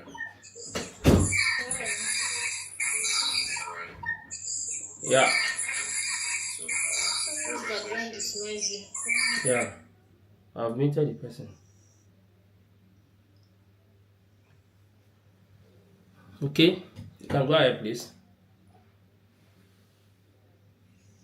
No, I'm not talking. I think someone wants to talk, but I wasn't hearing because one background is noisy. hello, everyone. Yeah, hello. So, I have a question. Hello, Mr. Babs. Yes, please. My question is, for countries Africa, what is the easy visa we can apply for having? So we are going to get to a question like easy visas. Yes, easy visa we can having for countries Africa, because I'm in DRC. I've already applied for visitor visa to New Zealand, but I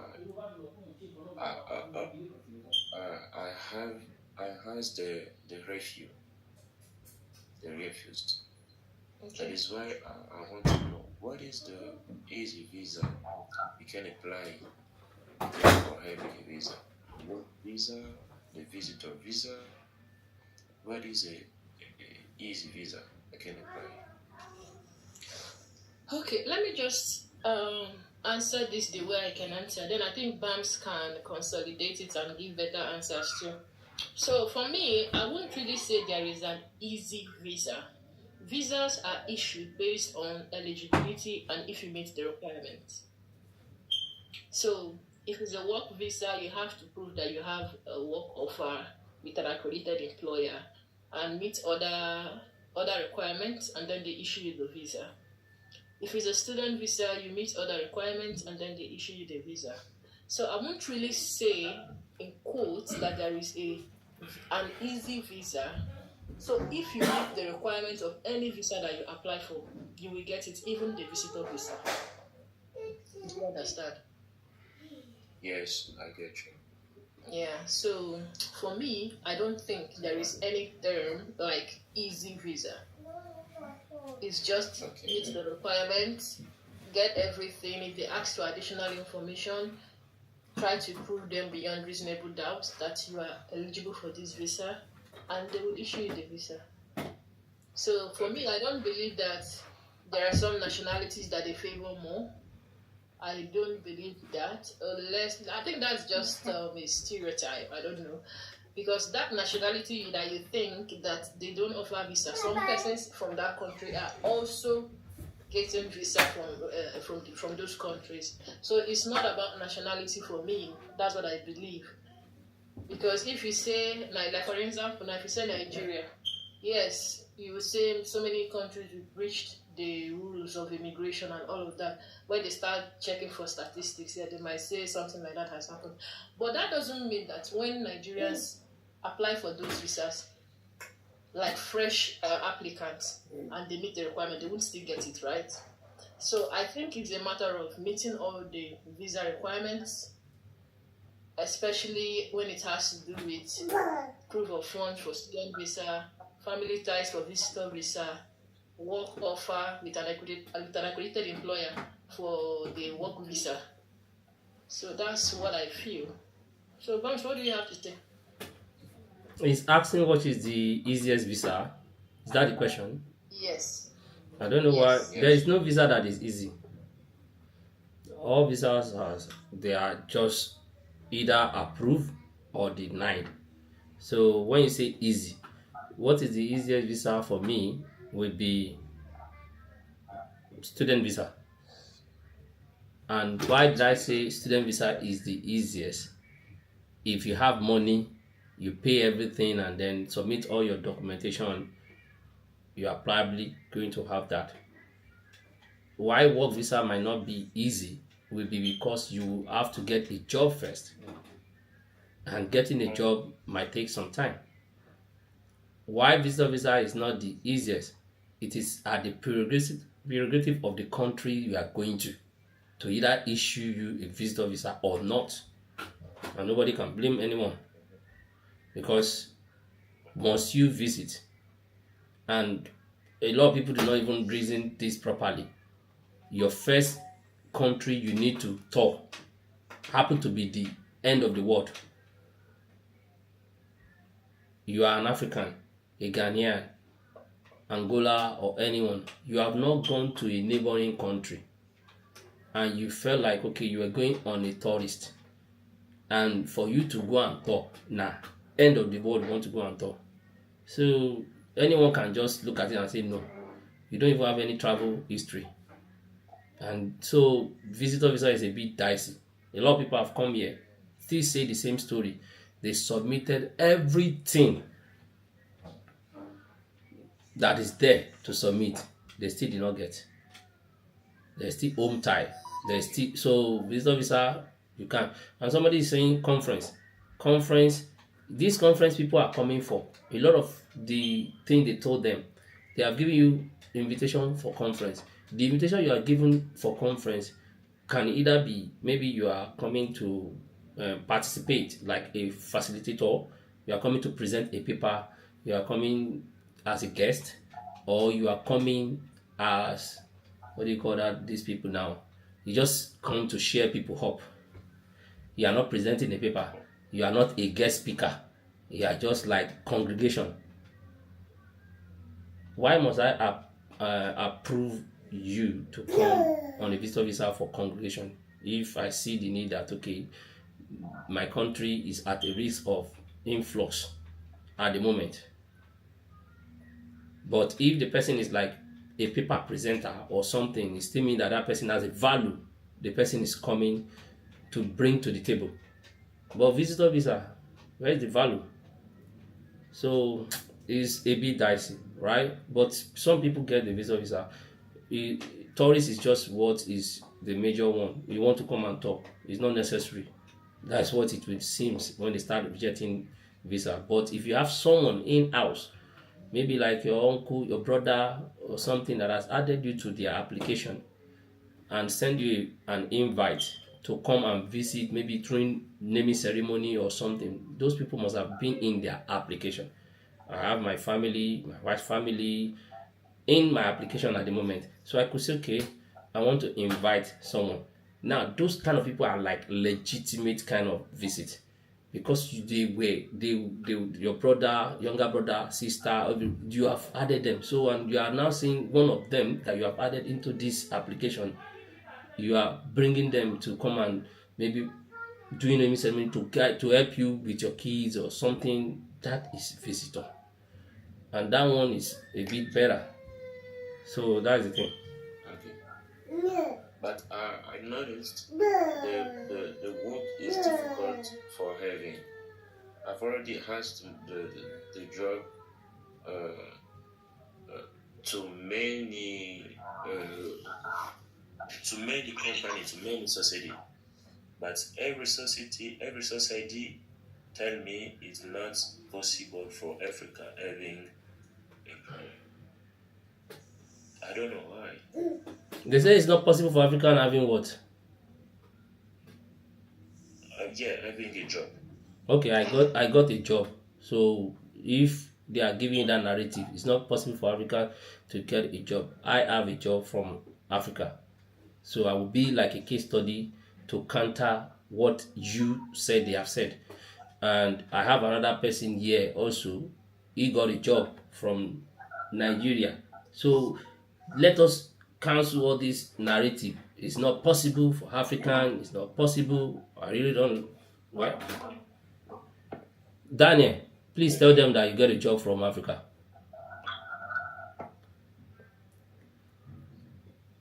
Who said it's possible? Many people are getting it now. It's very possible.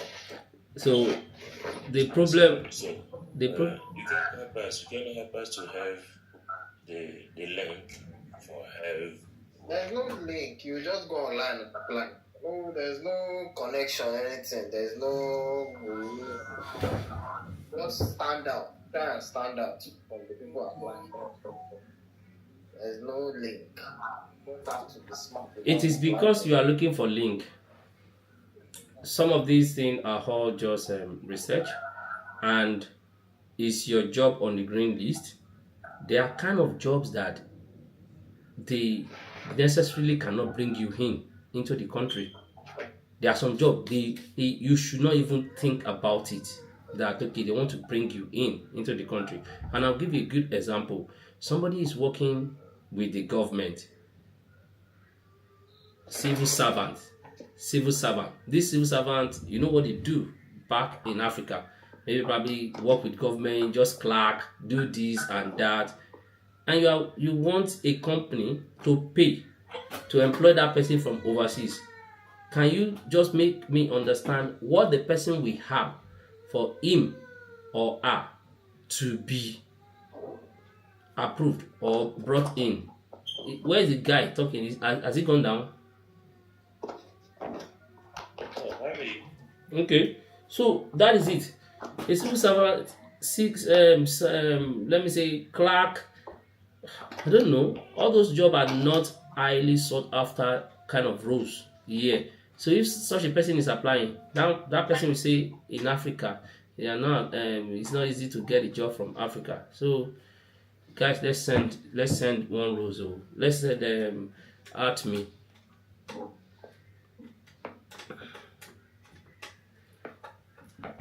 So thank you.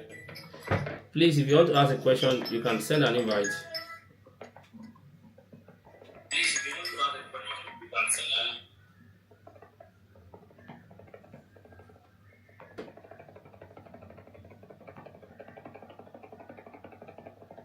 Who is driving?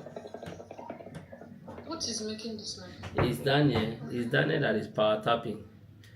He didn't want to gift, so he want to use power tap to replace the gifting. Am I not helping the ministry? Yeah. That's what I'm saying. That you want to use power tap to replace. You want to use power tap to replace. I think you want to use power tapping to replace the gifting. We are still saying the same thing now. Talented wise, come up. See this rich woman, that lady that is into cyber security. Let me show you that. Talented wise, the one in the comment section. I think so. Which country did she? I think she said she's in Turkey or something. She's the only thing talking. Come up.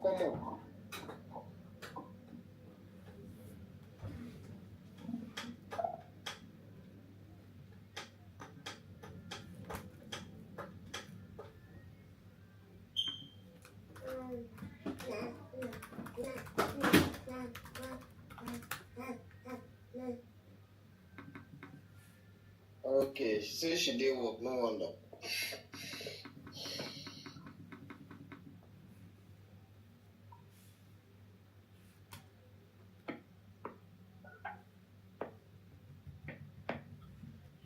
She can't talk. It's fine.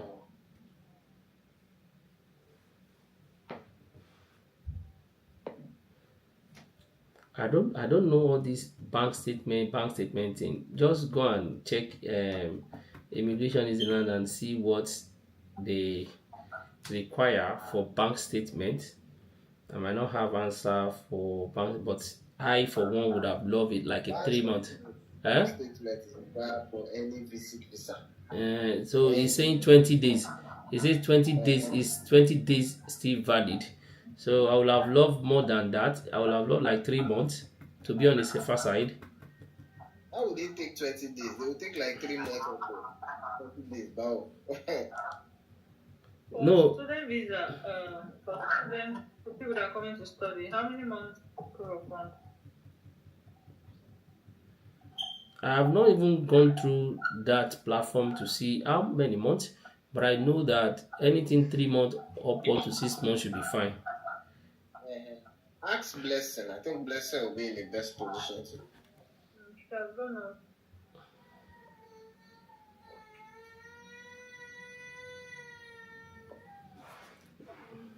going to apply for PhD before 1st of March. put together my proposal. I'm waiting for Smalls to be online so that he can go through my proposal before I send.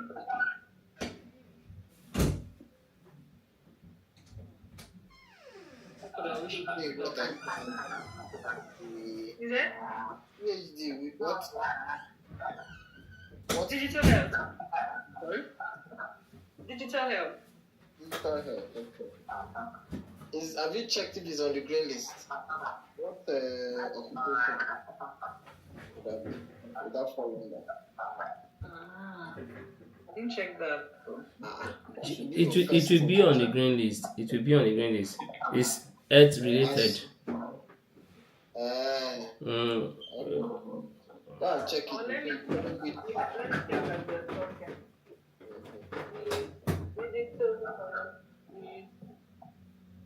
Digital health.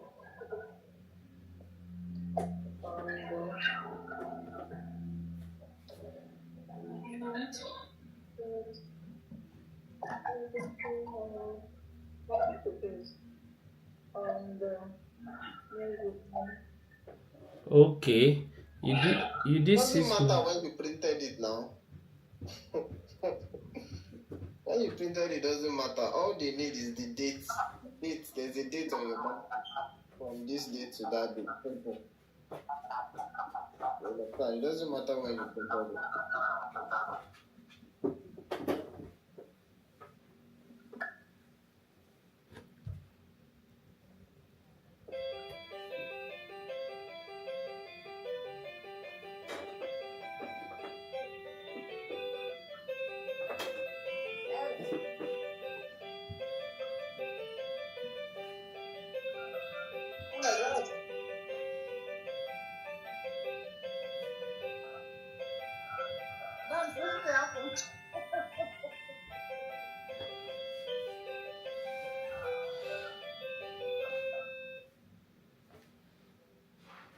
Babs, now they go write PT in my head now.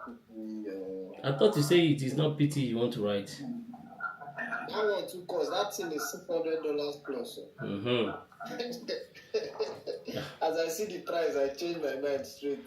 What's with that? And PT is like $300, abi? Or 400 or something. I think we saw the amount that day. Yeah, maybe. So. How can I be? I beg. I will just do the PT. That is the only thing I hold you. Your what? I apply for police character for Nigeria now. Yeah. That one no dey waste time now, dey. You know they waste time. Normally, if you feel pay, now to make payment be the problem. How much be the thing that year for international? I think it's now about 100,000, 120 now. But it was like 30,000 back in the days. But I still checked. That time I did it. Was it last year? It was 40,000 for international people out abroad now. You know, online, like 40 where? You cannot see for 40,000. I said I did it online. Which online? When I see the Nigeria. How can you know it was 40? The local was 30. The international was 40. Why can you move from 40 down to 120? If you delay in 3 months, you feel it 200.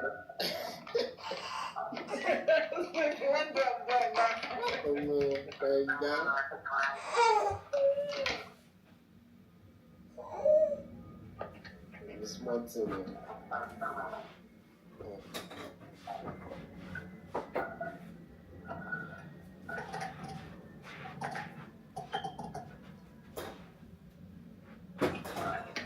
Everything is going up. They know you are traveling now.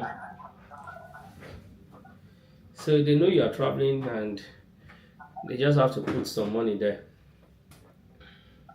No, now I'll be applying for international, so they know I'm already. I'm not in this country already. You get? I won't go. You are going to pay a minimum of 80,000. 90,000 I put for them. No, I know you are going to pay a minimum of 80,000. I said I still did it last year, and it was 40,000 for international because I saw the full fee. They don't increase them. because the last person that did there, we check it online. It was about $80 New Zealand $80 US dollar. Now US they charge safe. So when you convert it, that money back then was like 70 something thousand. We now paid with naira. No, we paid with dollar, equivalent amount of New Zealand dollar. They no collect them until the guy send naira go Niger, go meet one police officer. That was when he was able to do it. Okay, wasn't able to even pay online. He wasn't able to pay from here. So Why? I don't know. If you like this, it work. Or maybe maybe you don't get a Nigerian card. I can use my Nigerian card to pay. Nigerian card that you are using to pay must be dollar, right? No, Naira card, it's a problem. They will not charge you naira. That is the problem. Okay, they will charge me in dollars. They charge you in dollar. So if you use naira pay, your money will hang. The guy money hang. He tell us he didn't go through because he was paying 80,000 instead of 70. When we convert 80,000 naira, they don't collect them. But the money come back. They say they will refund him, but I didn't ask him eventually. But he was. I know when he was battling with them that where's my money for almost 2 weeks. They don't give her money. He just the fire back, the fire them, the fire police. What rubbish, this and that. That's what they are processing the money. Money they enter to go out become problem. So no go. But the best thing later did was to send someone the money to pay back in Nigeria. I don't know how they will allow that to happen like that.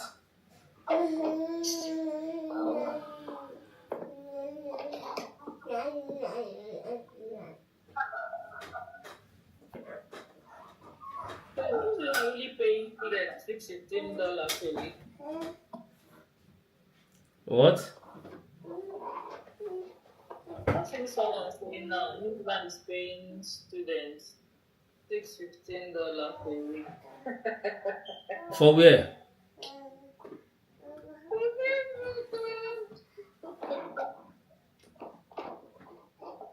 New Zealand is paying students with 615. Yeah. to do what? I don't know. I understand a lie. Oh, now content. It's content now. Anything can go in content creation, and you go see people no go make research. They come, they enter the DM of the person, say I'm interested. Exactly now. This person said comment NZ if you want to know how. Comment don't reach 1,000. Oh boy, you guys post something where they crazy to go viral.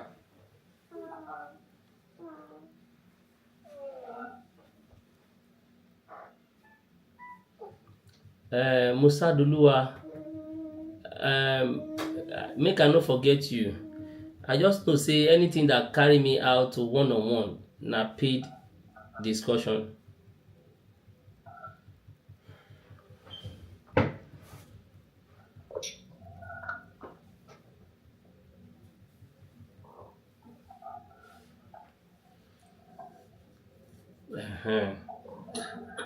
So just drop me message and I will drop you a message. Where will you like me to drop you the message? You said on Instagram, right? I can drop you a message now. Let me go check. I saw a message on Instagram. I responded now. Let me go check.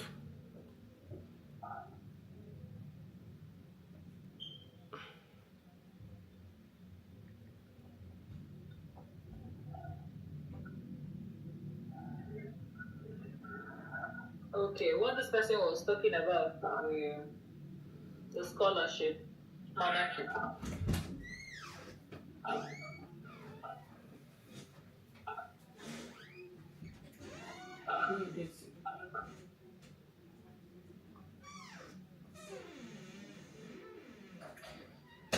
Mm.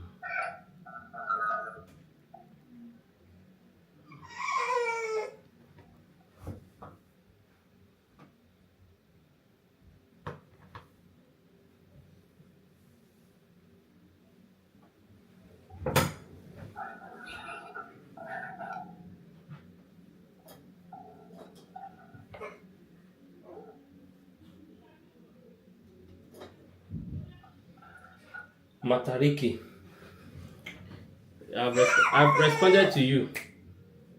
I've responded to you.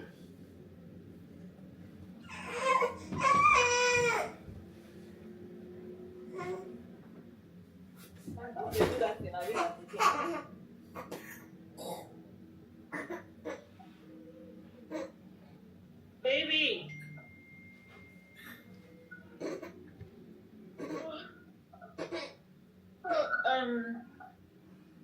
Banks. Yeah? I just talked to Banks and David. I just checked. He's not giving me a direct response. Then I had to open the health through my eyeglass face to see.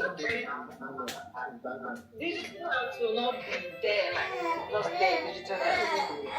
Go and look for the job title itself. The people that if you put that what is the job you understand? What Yes.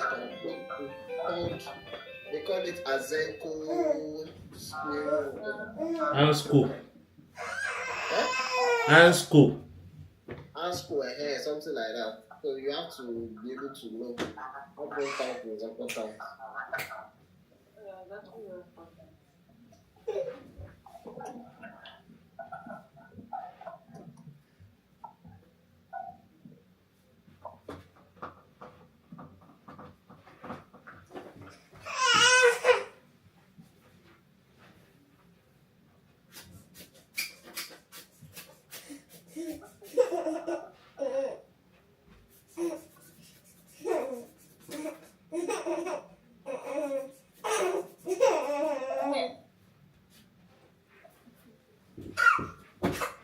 It's okay now. It's okay.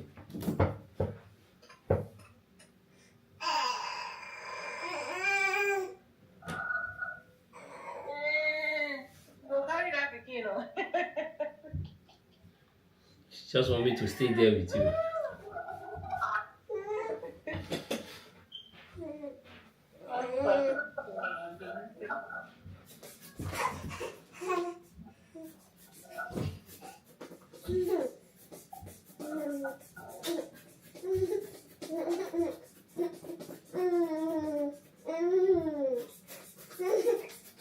Tell me why you don't go to play with baby. Daniel, you need to come and learn.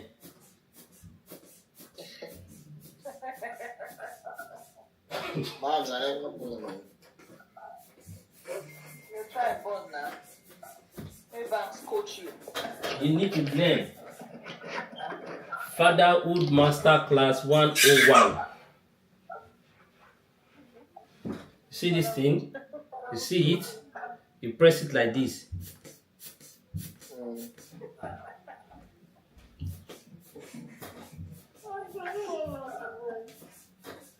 You call this ability. You go to press them now. You press them so that the baby will laugh.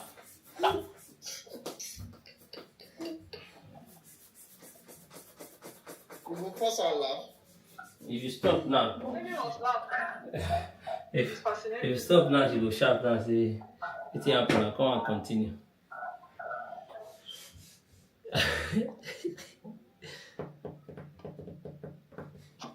Okay. J-Boy FS. Hello, good morning everyone. Good morning, J-Boy. If you have any question, please send an invite. Send an invite.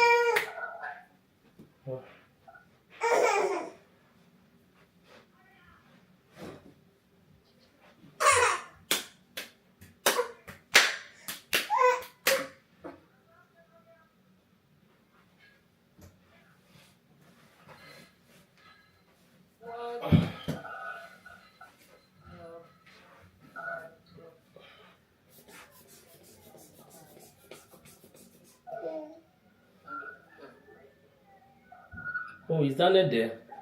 Your boy is sending an invite. Let's accept.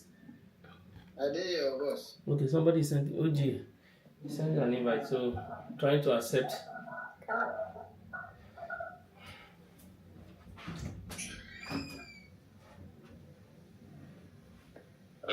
Good morning, Babs. Good morning, everybody from here.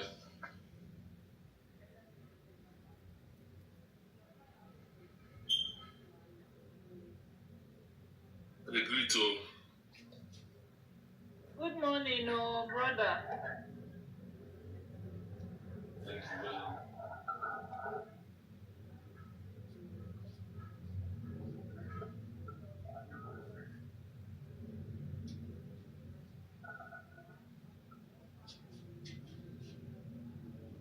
Also, I say, we can remind you that when you supposed to check.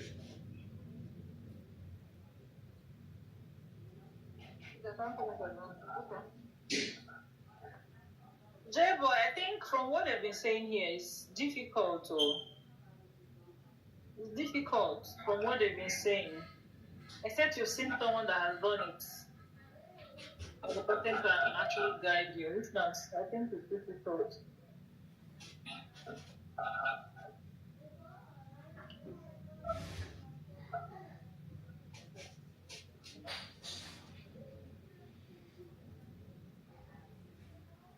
David, are you here? Have you done it?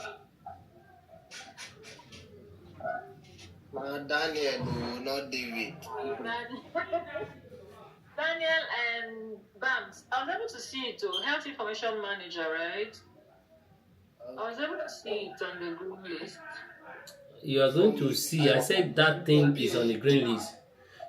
Digital. PhD, can you work as a health information manager with your PhD in digital health?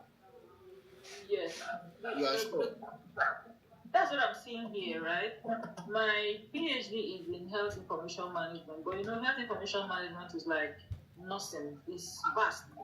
So you need to specialize in one area. You understand?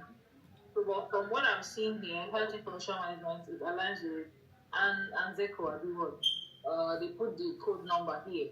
And then I asked them, what could I possibly work as?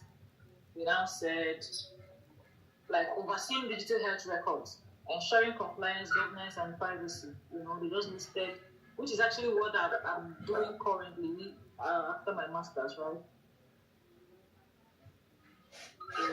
And then ICT project manager. I can also work as an ICT project manager, but in the health sector. Data scientist. No, I don't want this one. ICT project manager. That is a very good role, though. They don't, not so many people that work up there, so it's something you should look up. Especially when you are even doing your program. You have experience, but? Yeah, but little. Like how many years? 40%. I can say 40%. How many years? Nothing like that. 40%. Less than 2 years. Less than, I want to find way up and small. Find way. If somebody can help you, find way and make it like 3 years. You understand? Just in your CV, try and Jama, somehow. Make it like 3 years. Anybody that you don't we can help you reference. You understand? Just make it like 2 years. Have you worked in your firm? Have you worked in any organization? Have you worked? Just health sector. Sorry? Health sector, just health sector. That is okay now. Then that is maybe for hospital.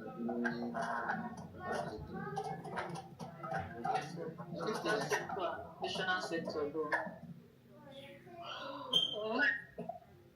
Then another one here is university lecturer, but in the digital health, public health, health informatics. Yes. Lecturer.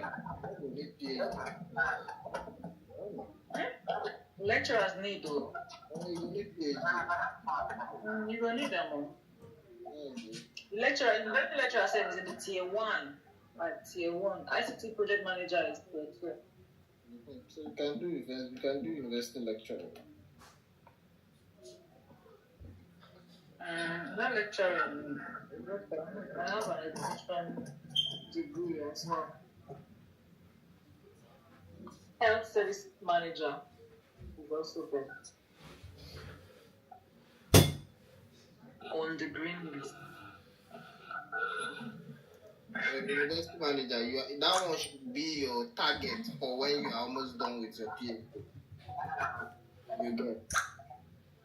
But Yes. these other ICT rules in the hospital, you only anything when you are studying. It's part time. Yeah. Okay. I did caregiving for like 4 years. I mean, at a stretch. 4 consecutive years. That accounts for something, right? The thing about caregiving is that you don't even have any experience or any certification. You get. Oh, say again. Repeat what you said. I think the thing about caregiving, you don't have any certification, you don't have any experience, so we compare with the labor. That caregiving thing is very complicated. Not like UK that people just go. So why I asked, not because I intend to do it there. Why I asked this, can I now use those experiences I got when I was doing caregiving to, know how to put it together while applying for this one? And you can put it as part of the experience. But that caregiving experience won't help you when we are applying for a work visa.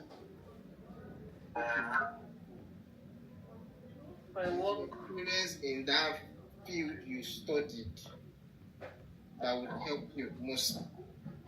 You understand? Yes, they know you have done it, but they want to know, okay, this is your field. Have you worked in the sector before? Because caregiving doesn't align with your sector. No, it's not. It's not really aligned.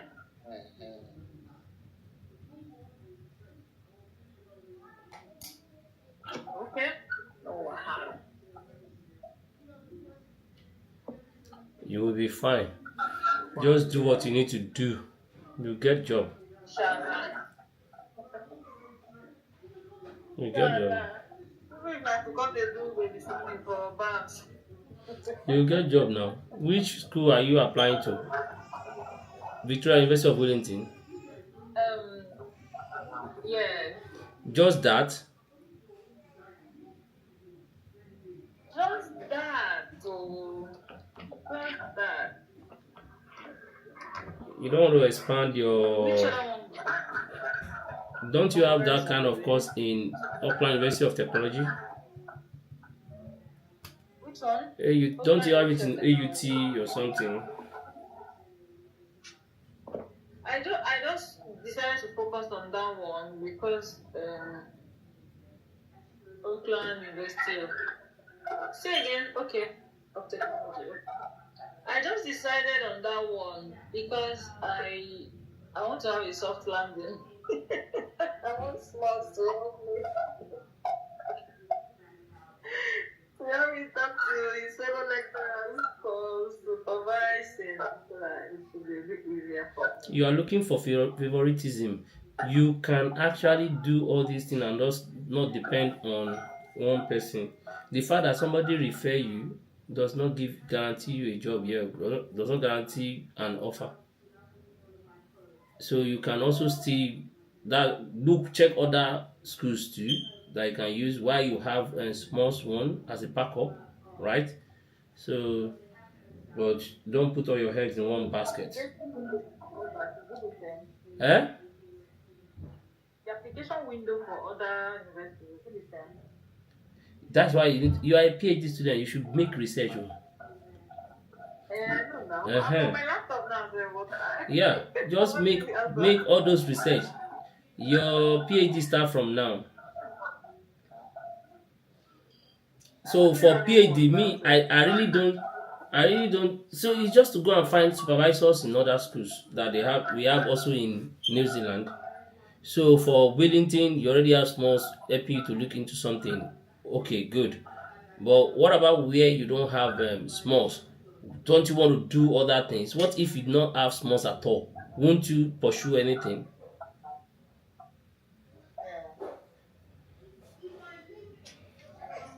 Okay. So we So thrive on professionalism here.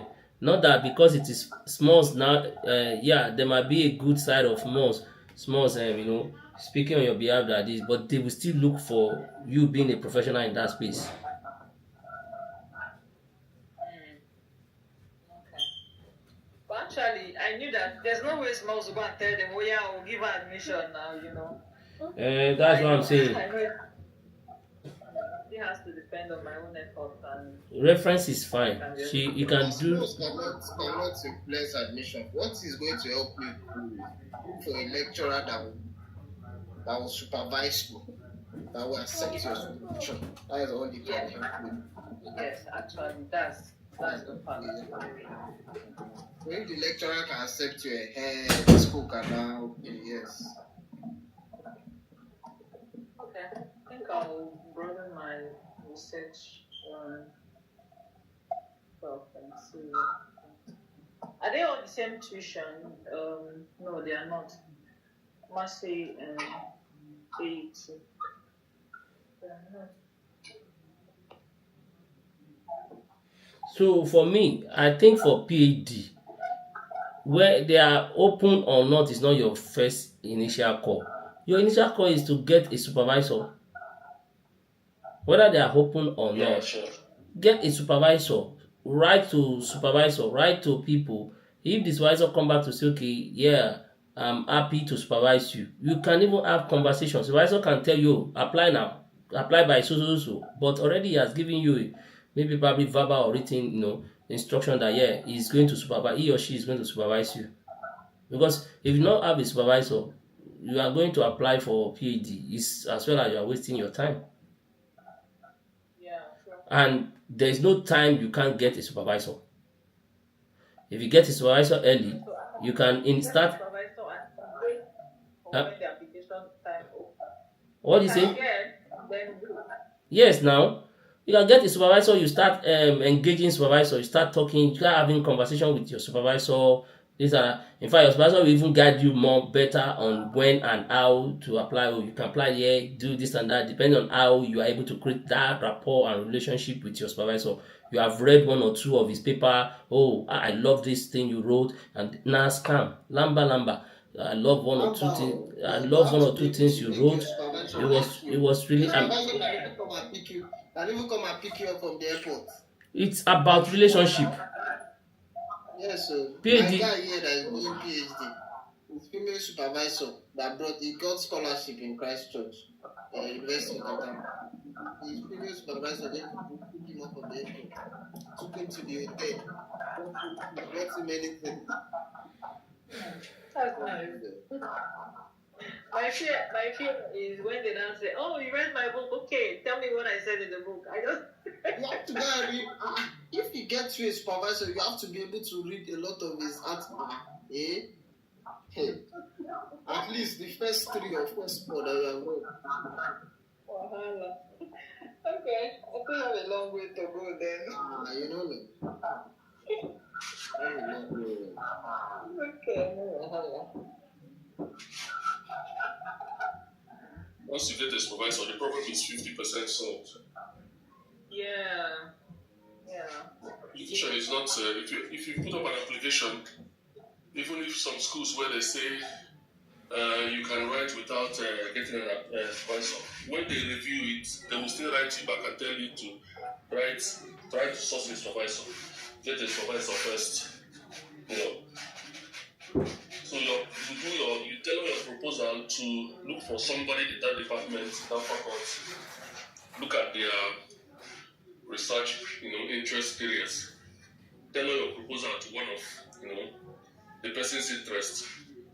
Once it's captured that person's interest, you understand? The person will reply you. He will give you a positive response. And then I'm sure they will have copies of their templates of acceptance as a listing. You see, you can forward it to the admissions straight. Once you forward it, the concept of the supervisor, they open it, they give you the offer. Straightforward. Proposal is actually not. The major challenge is taking the supervisor.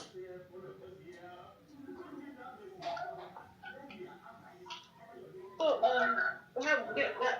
writing a proposal is actually not the first thing, right? The first thing is identifying supervisors that align with your research interest, reading 2 or 3 of their papers, and then try reaching out to them. Yes. When you're reaching out to you reach out to them. Okay, when you're reaching out, it's your supervisor you send your proposal to, because he's the person who will supervise the work. You send him your proposal, sending your CV, sending your documents and all that, with a cover letter, which will be in form of the body of the letter, pushing your documents to the supervisor. Then the person will look at your profile. Okay, that is what will interest him to know. Okay, I've been wanting to work,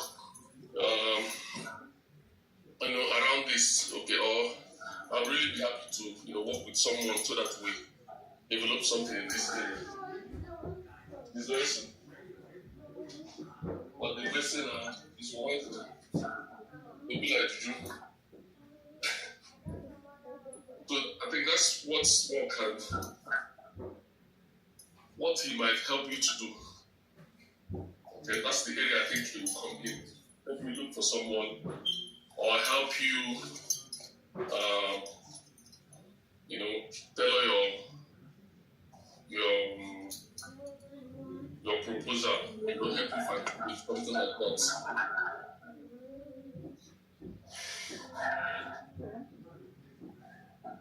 Okay.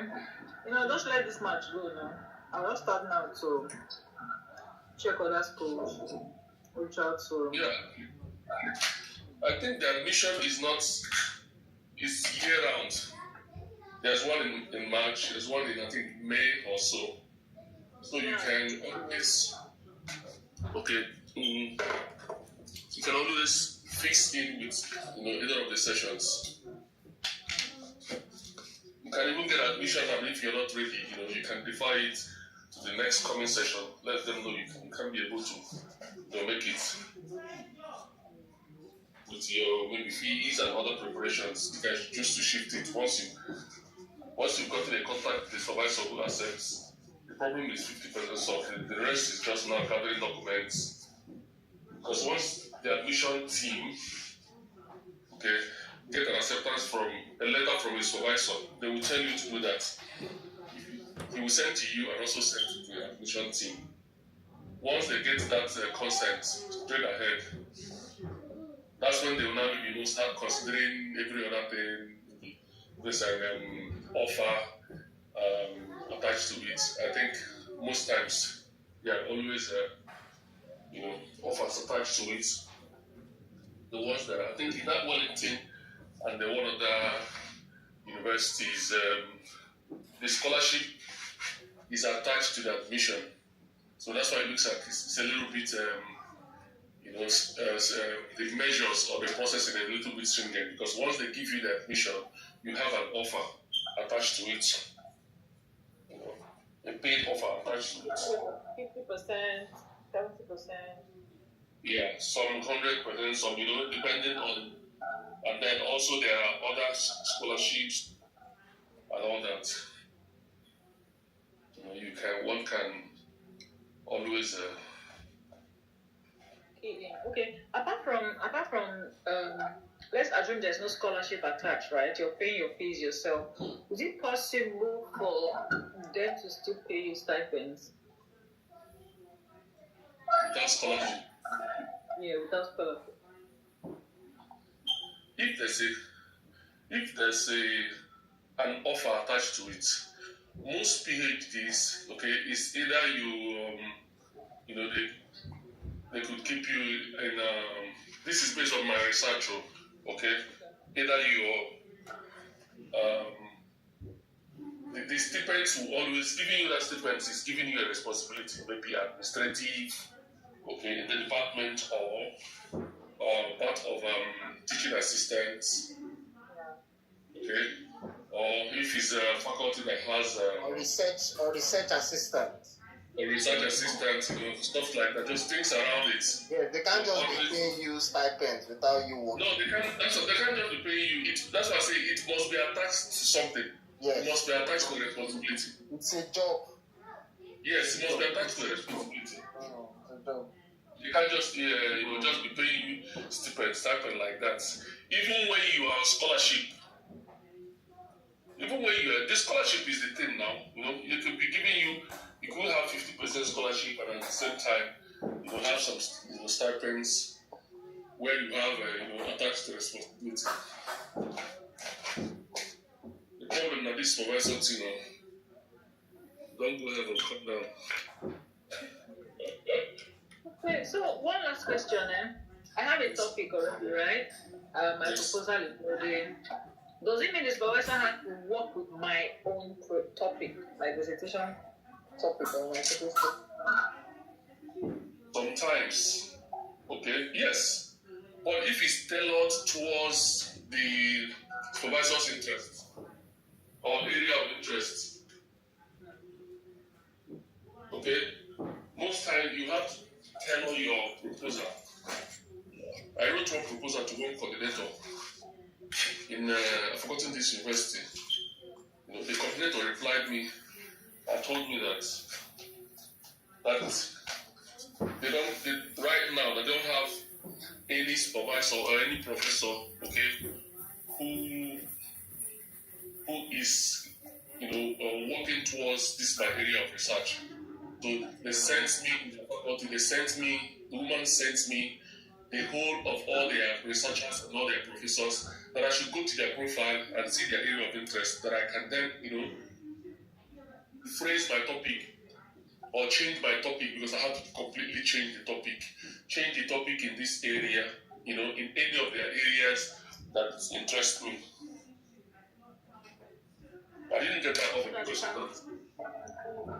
Who aligns with what you want to do, right? Yes. Most times your research, yes, you might have a topic or something, area of interest you want to develop, okay? But with this, the problem is getting someone who will accept to do that. So if you're lucky to dabble into someone who has been, or who have an idea, or who has been desiring to, or who is ready to explore in such new area, fine. Apart from that, the person they always want their area. It makes it easier for them, plus the funding, maybe those that already have funding.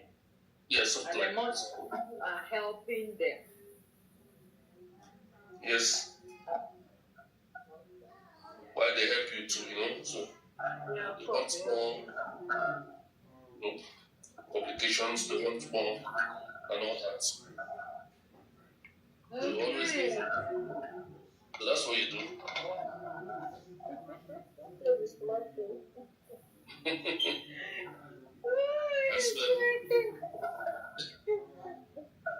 See, all this struggle, because they struggle for this life. Not for money. What if they talk like what's it again now? The thing is that it's not as if you cannot, maybe just find your way, okay? Not where you want to, and then be struggling in this, and till you find your way and find your level and all that.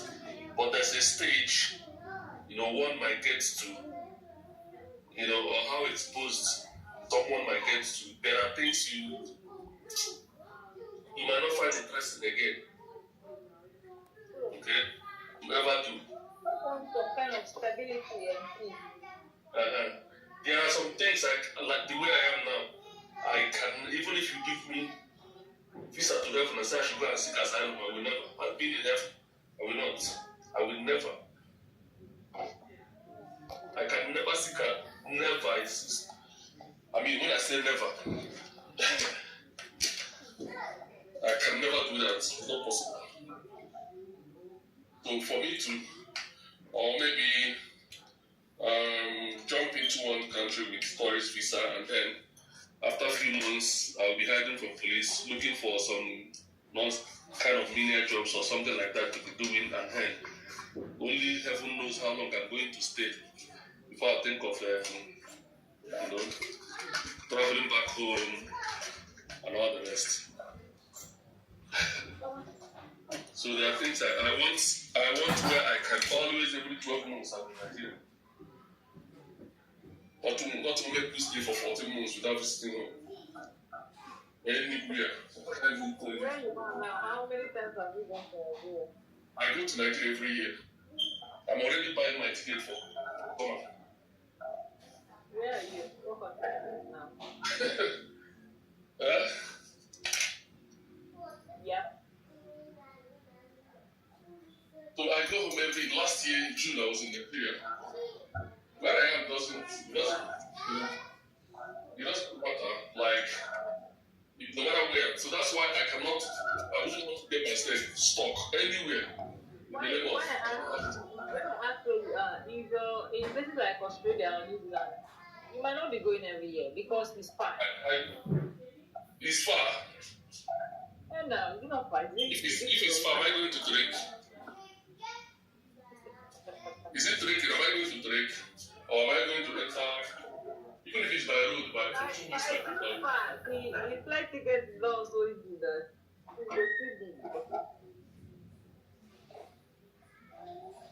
but yeah, I get it. So far, I'm not trekking. Why? Because of where I'm going. So why would I think of the distance? If I got a flight that is 15 hours, and I'll take a speed one that is 5 hours, or I stay where I go within 10 hours or 8 hours. If I get to my destination in 10 hours, what will I do? I will start spending, is it not? So the duration it takes me to travel doesn't bother me. That's why I take transit routes most times. Anytime I'm traveling, if I see transit flights that is very cheap, I don't mind how long I transit. I will wait. I comfortably wait, relax. I don't take expensive flight because I want direct flight to just get home in time. No, I don't do that. I plan my trip, take time. When I want to do, I just prepare my mind towards it.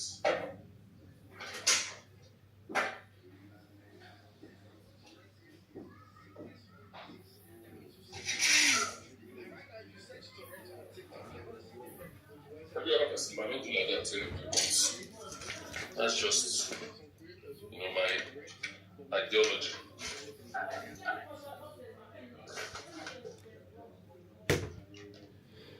Okay. So just get to work. Perhaps I say, make I remind you that this thing you say. That person you say you share me the contact. Okay. Yeah.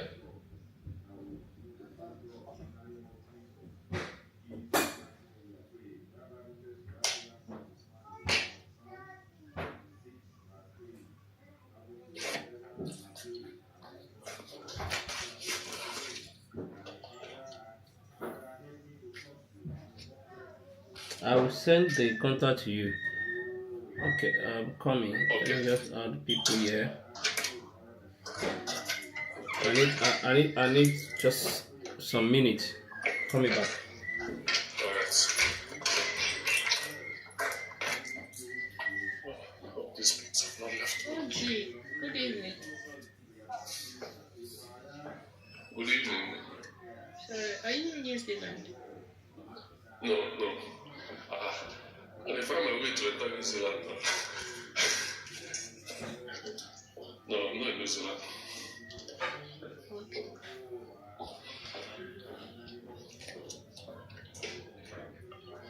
but I will soon. Oh, By God's grace.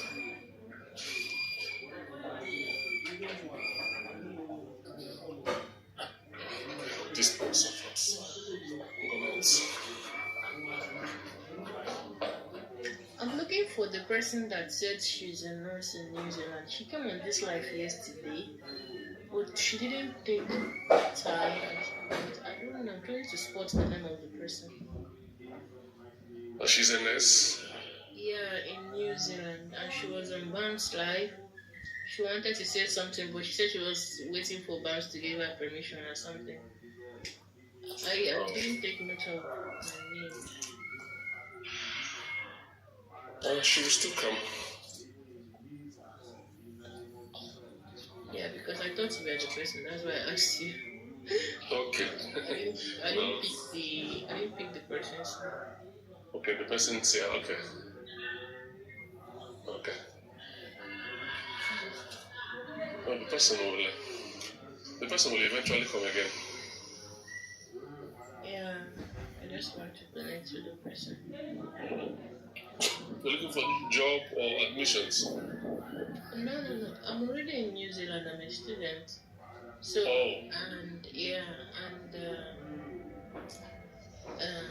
the person is a nurse. I'm studying nursing, so I just wanted to connect with the person. Okay. Yeah, I was going to ask you something. I was waiting to ask you something before you went off earlier. Me? Yes, no.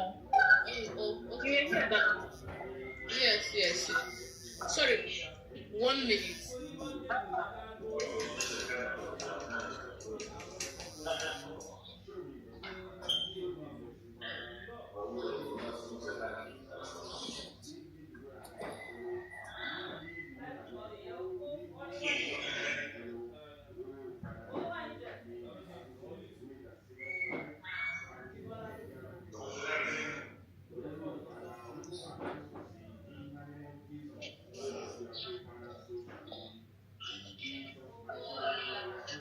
This box is not coming.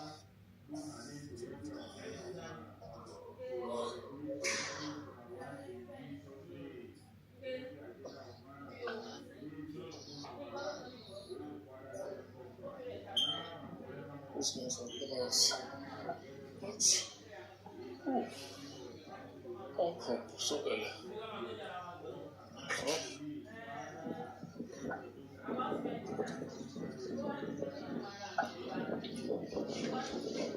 This guy's on balance.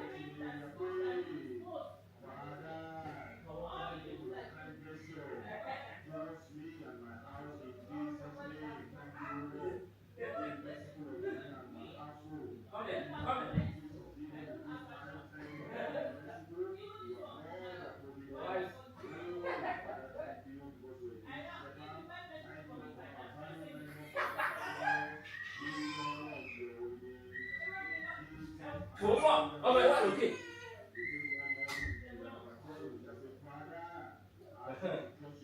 Oh yeah, move on. Oh my God, okay.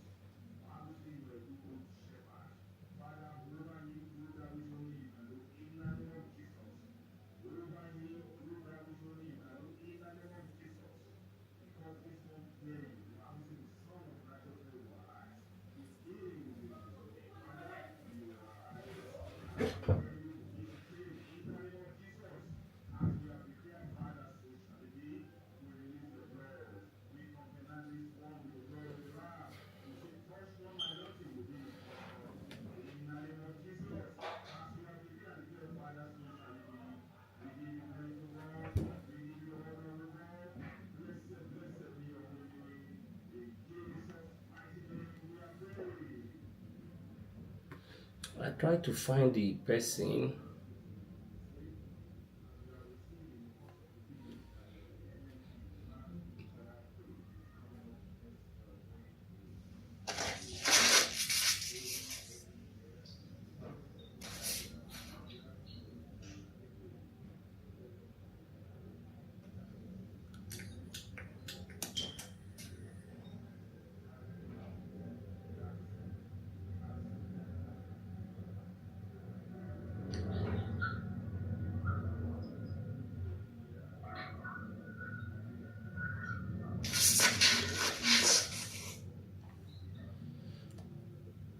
We'll be back shortly.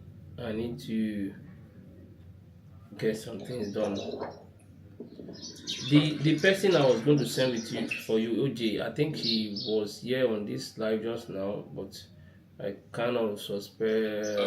Yeah, she sent an invite, but I wasn't there to approve her invite.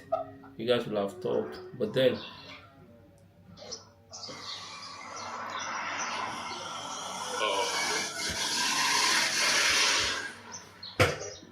I didn't know. but don't worry. There's somebody I don't know now. Yeah, Alright. I'll come back shortly. Okay.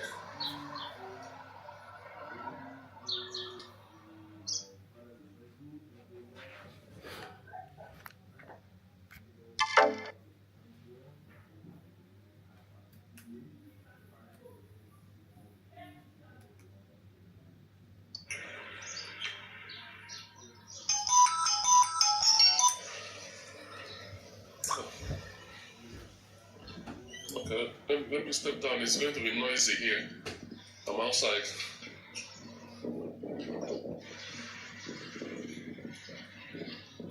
Let me step down. Okay, no worries. Take care. Charles. Not Charles. Bams.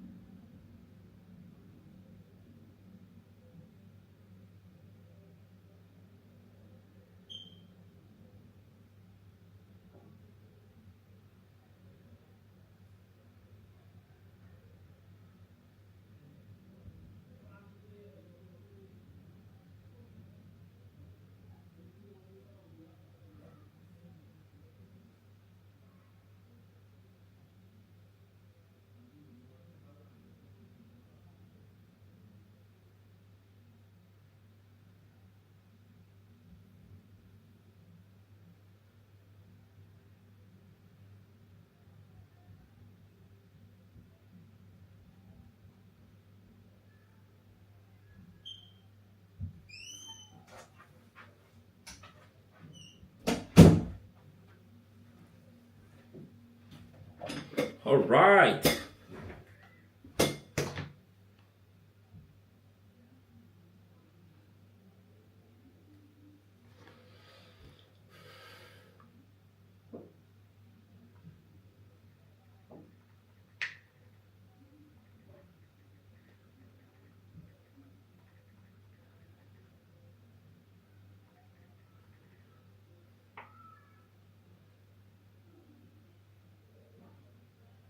All right, bye.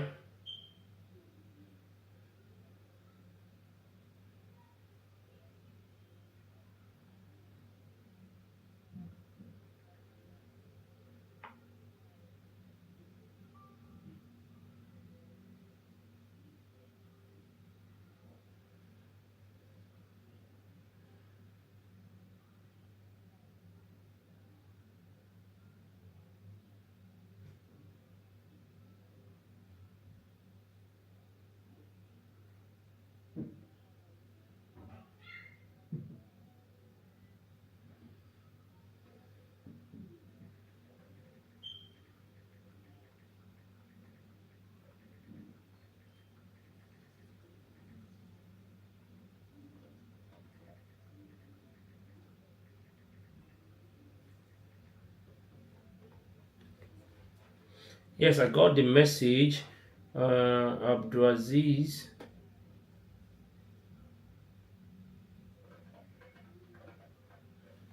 Yeah, you are definitely. We've spent some hours here trying to discuss this particular Japa route that people have been talking about as it relates to New Zealand, and they call it conference visa to work. Yeah, our submission is that people have to be careful so that content creators are not giving them all this false hope and false narrative about that particular topic. So the topic is what I've seen online today. I happen to be in New Zealand, and I know how difficult it is to get a job if you do not have the right to work in New Zealand.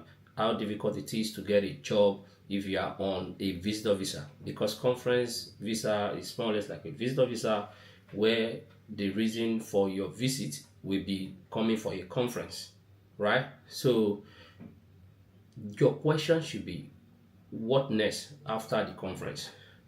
So what next after the conference should be your major question. So I am trying to debunk that, narratives that people have placed out there, come out as on the conference, and from conference to convert it.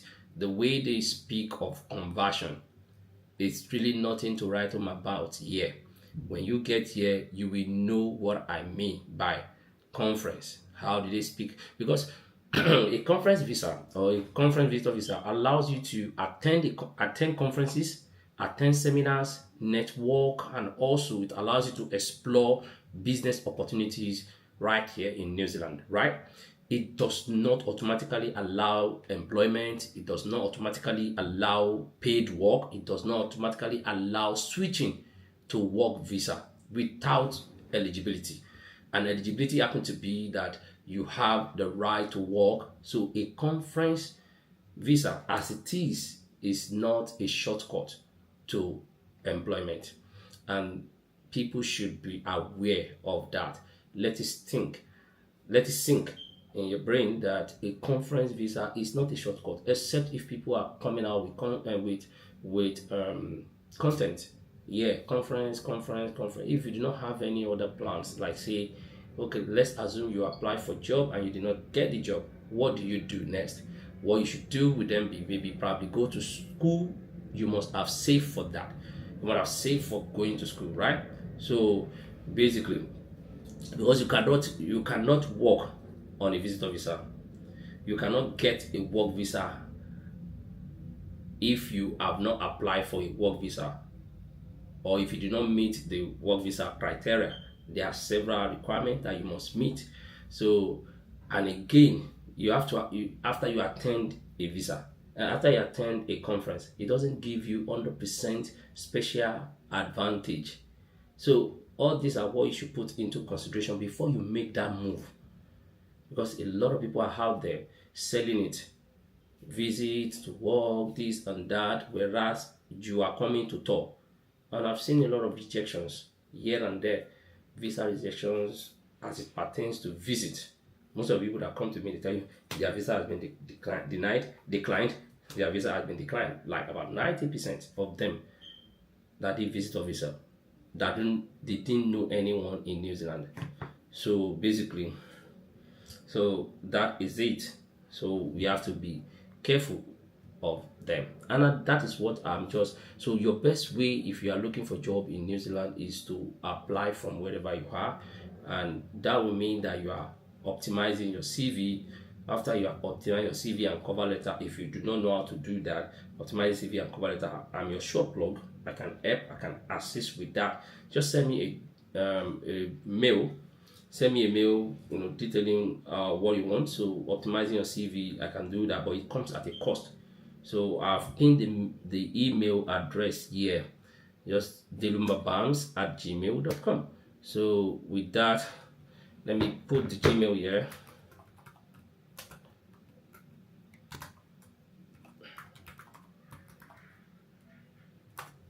So I have it there. You can just send a mail to me there, and then you'll be able to get details of what you need to get your CV and cover letter optimized and standardized. Then upload it on seek.co.nz if it is New Zealand job you're looking for. If it is Australian job, you can upload on seek.com.au for Australian job. So pretty much you can see that, yeah, it is possible to come on work. I'm just joining now. Oh, good. So it is possible to come on work visa, but then you have to. Hello, good day.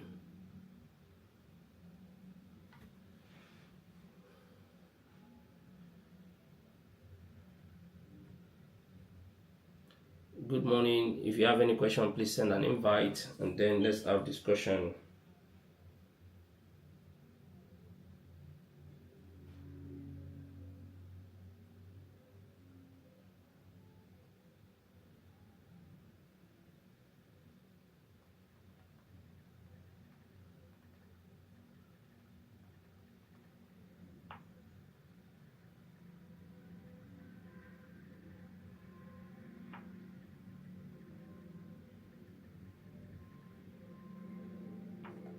Okay, so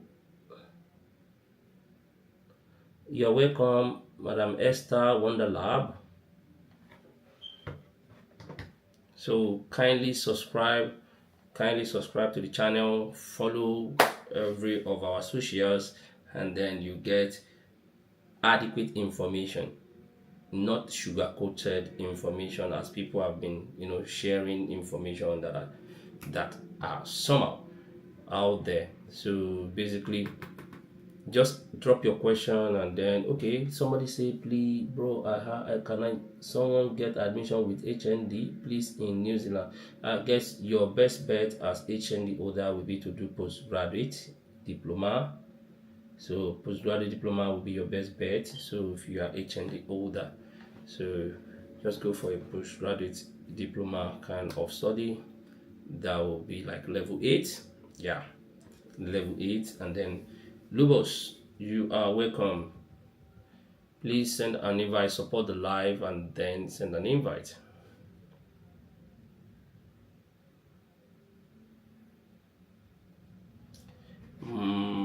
What now?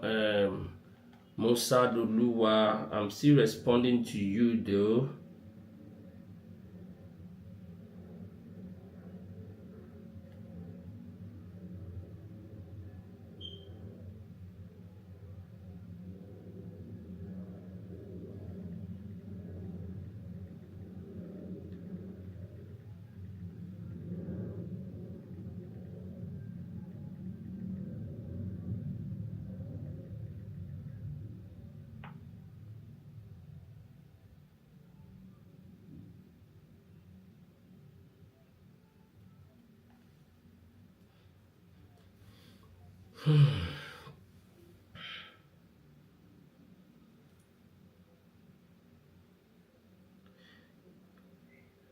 Mr. Lobos, you asking what is the POF like for MSc in New Zealand and the tuition fee range for a research-based masters.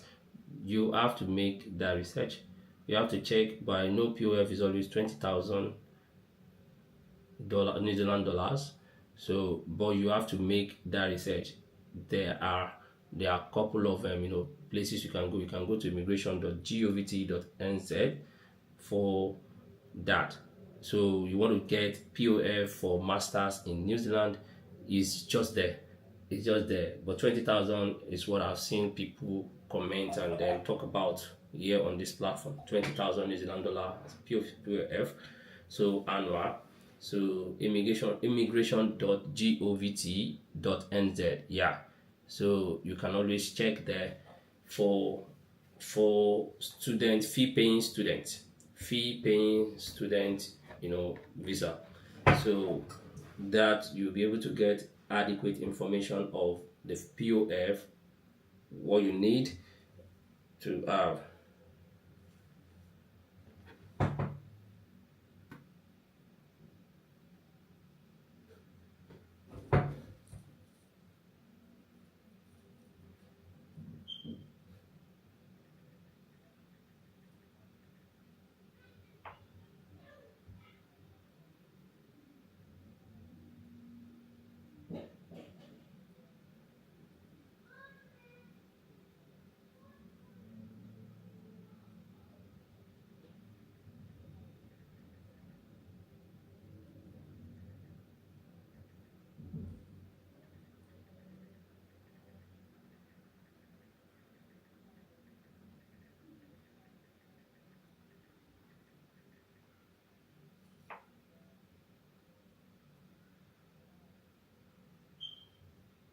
So that is that. That's POF for that. Somebody is sending an invite. Let's see. I hope we are supporting the live. Let us support the live, please.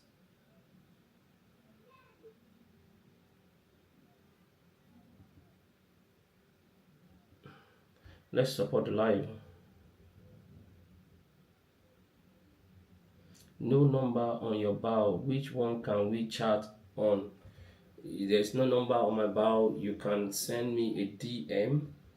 You can just send me a DM on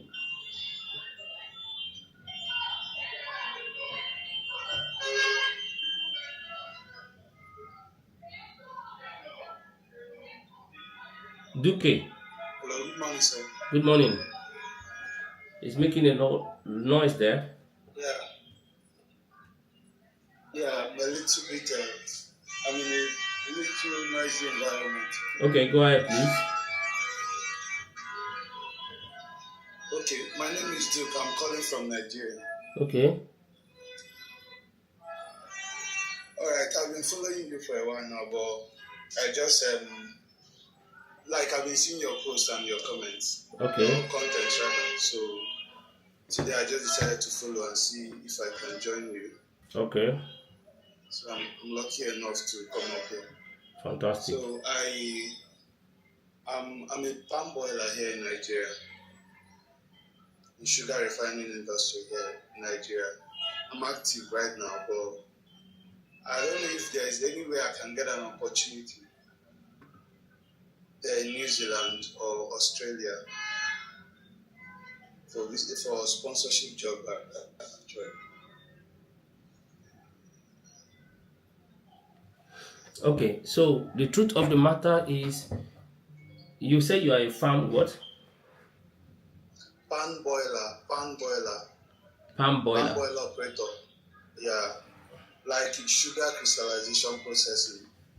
I don't know. Have you checked some of the have you checked on Seek to see if your job is on that pathway? Like, are you able to see your job if you search for those jobs? Are you able to see it? Yes, I've checked few of the companies, mostly Australia, even New Zealand too. So I've done a little research on it, and is on request, something like that. There are companies there that that refine sugar and other food products too. So that's fine then. So all you just need to do is to optimize your CV and cover letter, but applying for job takes time. Getting a job offer takes time. So you have to go through that waiting period. You have to go through your waiting period. There's no sugarcoating about that one. You go through waiting period. Okay, no problem. So it's just to get my listen. I think I have a standard CV and Okay. a good cover letter. Okay. Then upload I it. believe in preparation that. Yeah. Upload it on Seek. Upload it and then use it to apply for jobs there. It might not be that easy because even I, for one, when I was applying for job back in the days, it took me almost a year to get a job. Although I wasn't so aggressive about it, I was applying and then continue to work as I was working. So I just knew that I was going to get something. So and that kept me going. But application takes time. If you really genuinely want to go through the application, you have to apply, keep applying. You get unfortunate emails. You just have to keep applying. All right. All right. Thank you. Yeah. Thank you very much. Yeah.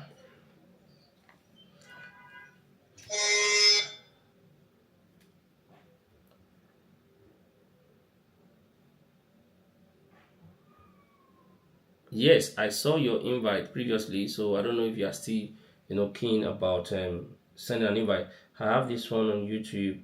I looking forward into migrating to New Zealand through ESTA, through caregiver pathway. I gotten my CV, but I have applying too many rejection. Is there any way you can help me or any strategy I can use? Your strategy, I think you have started with your strategy. You've started with your strategy is a good one, that you have optimized your CV, you have updated your CV and cover letter. The truth of the matter is getting job overseas generally, not even New Zealand, takes time. So you are in your waiting period. So what I would say is just keep applying. However, if you are impatient and you can't wait any longer, try the studies route. If you are impatient and you can't wait any longer, although it might be expensive, it is one of the legit ways of coming into the country as well. Studies route. So that will mean that you have to, get what is required to study, but then the money might be a bit pricey, but then you should be fine, Madam Esther. So you should be fine. So that will be fine. If you are still there, you can just comment that you are able to get this on YouTube. Thank you very much, guys. Kindly subscribe to my YouTube channel. You have it on the screen at BAMS NZ. Don't forget to subscribe. Please BSc come with family, where you might have to confirm. I have not seen people with BSc with family though. Masters is what I've seen. So masters is what I've seen. I've not seen BSc with family though. So Madam Olayinka, good morning. Yes, good morning. Thank you very much. Okay, Madam Esther, you can just still keep kindly help share this platform. We do not charge to give out all this information. One of the key aim is to help give information that will save you from being scammed, as it relates to New Zealand japa, Australian japa kind of thing, because a lot of people are being scammed. So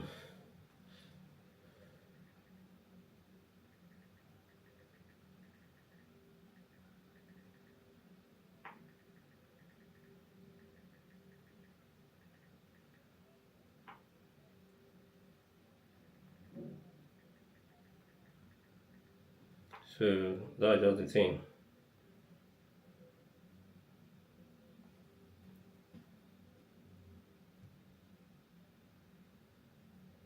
Monday.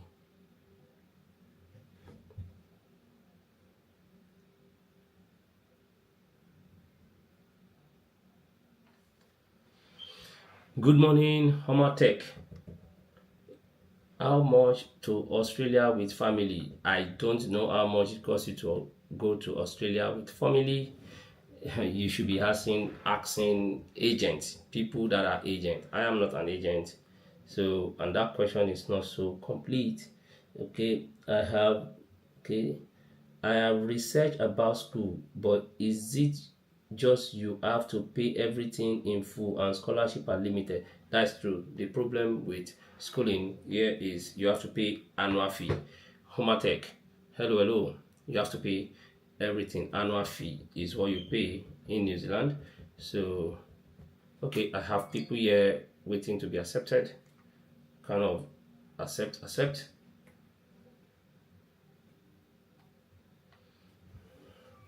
So you have been accepted, I think. Huh?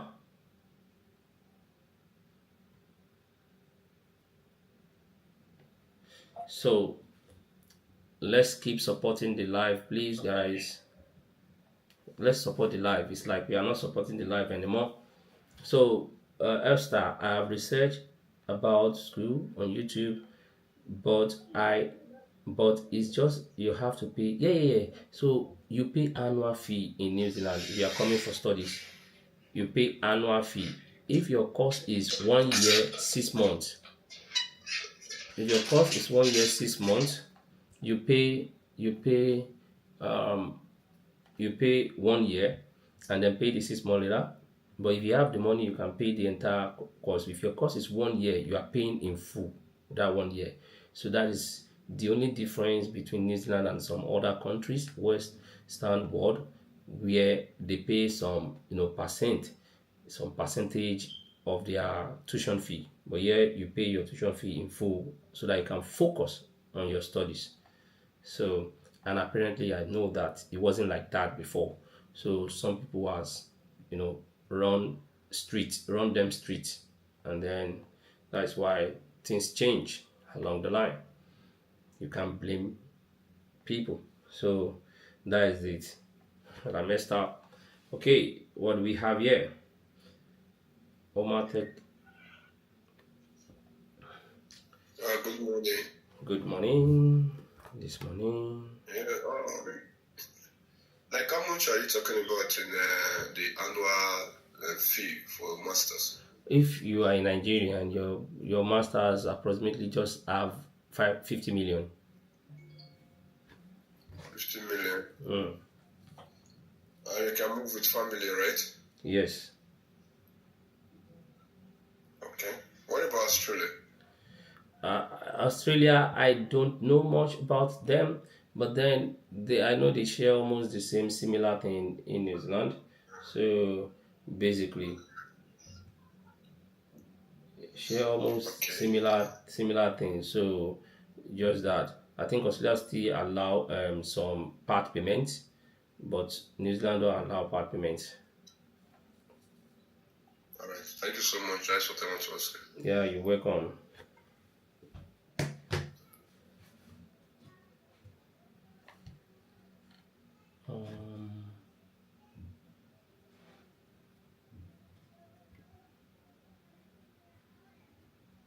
Let's see.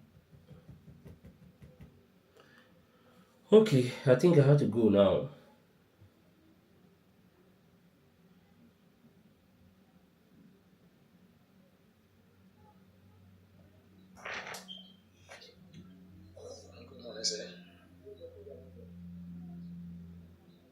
Good morning. Please ask your question if you have any question. I'm trying to, wind down. I want to ask that as a technician to New Zealand, how many months is it going to I'll be able to use to apply, and how much will cost me? As a what? If I want to apply for a job at that place, Is it going to keep long? How many months or how many days is it going to take me to get a job? How many months will it take you to get a job? Huh? Yeah. Yes. If you applying from where? From Kuwait. It will take you a time that you don't have permission over. It's going to take you time that you don't have permission over. You don't have right over the time it will take you to get a job. So if you're applying from Kuwait, so it depends on how you are. So basically,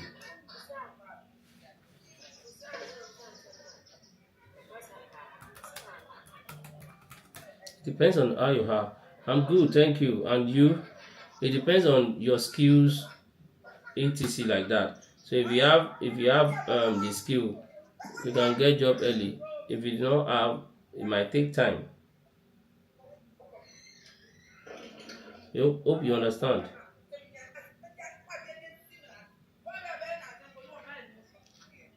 Do you get?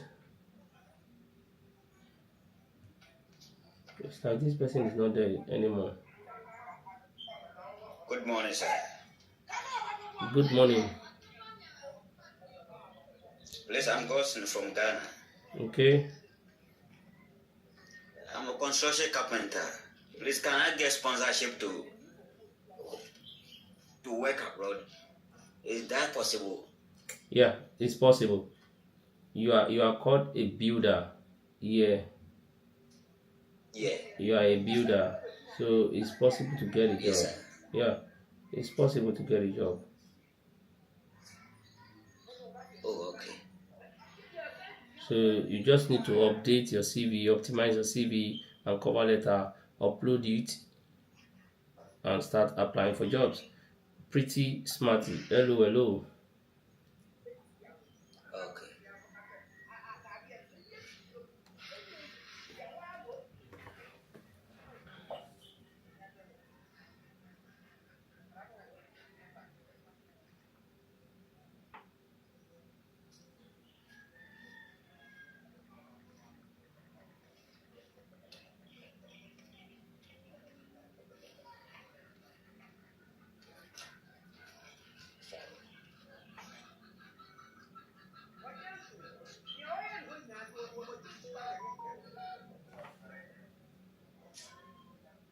I'm now in Bahrain.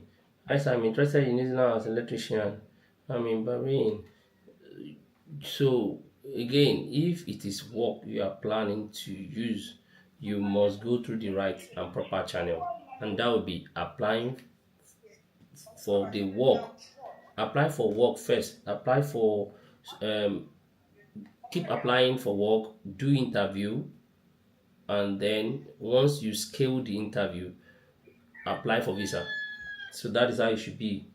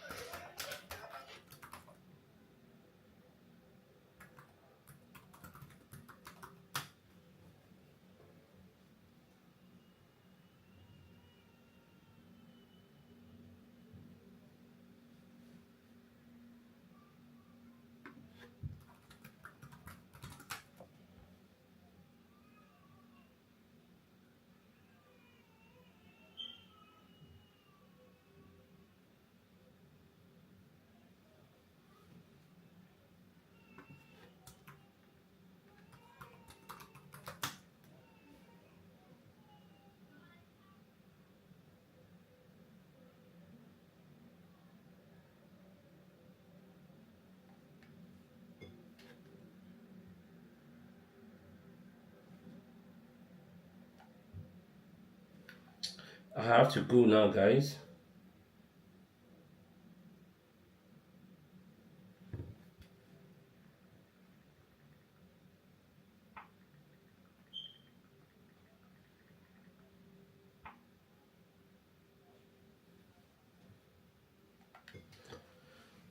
Okay, I have to go. Thank you very much. We'll meet some other time. It's a good time with you all. Thank you, thank you, thank you. Bye for now.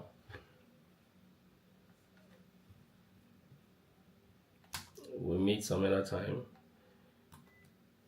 They can decide to subscribe at BAMS NZ. Please do not forget to subscribe to the YouTube channel at BAMS NZ. On the screen, at BAMS NZ on YouTube. Some of the recordings you will see there, and you can go over them again, and we'll see some other time. I hope to see you guys soon. Thank you very, very much.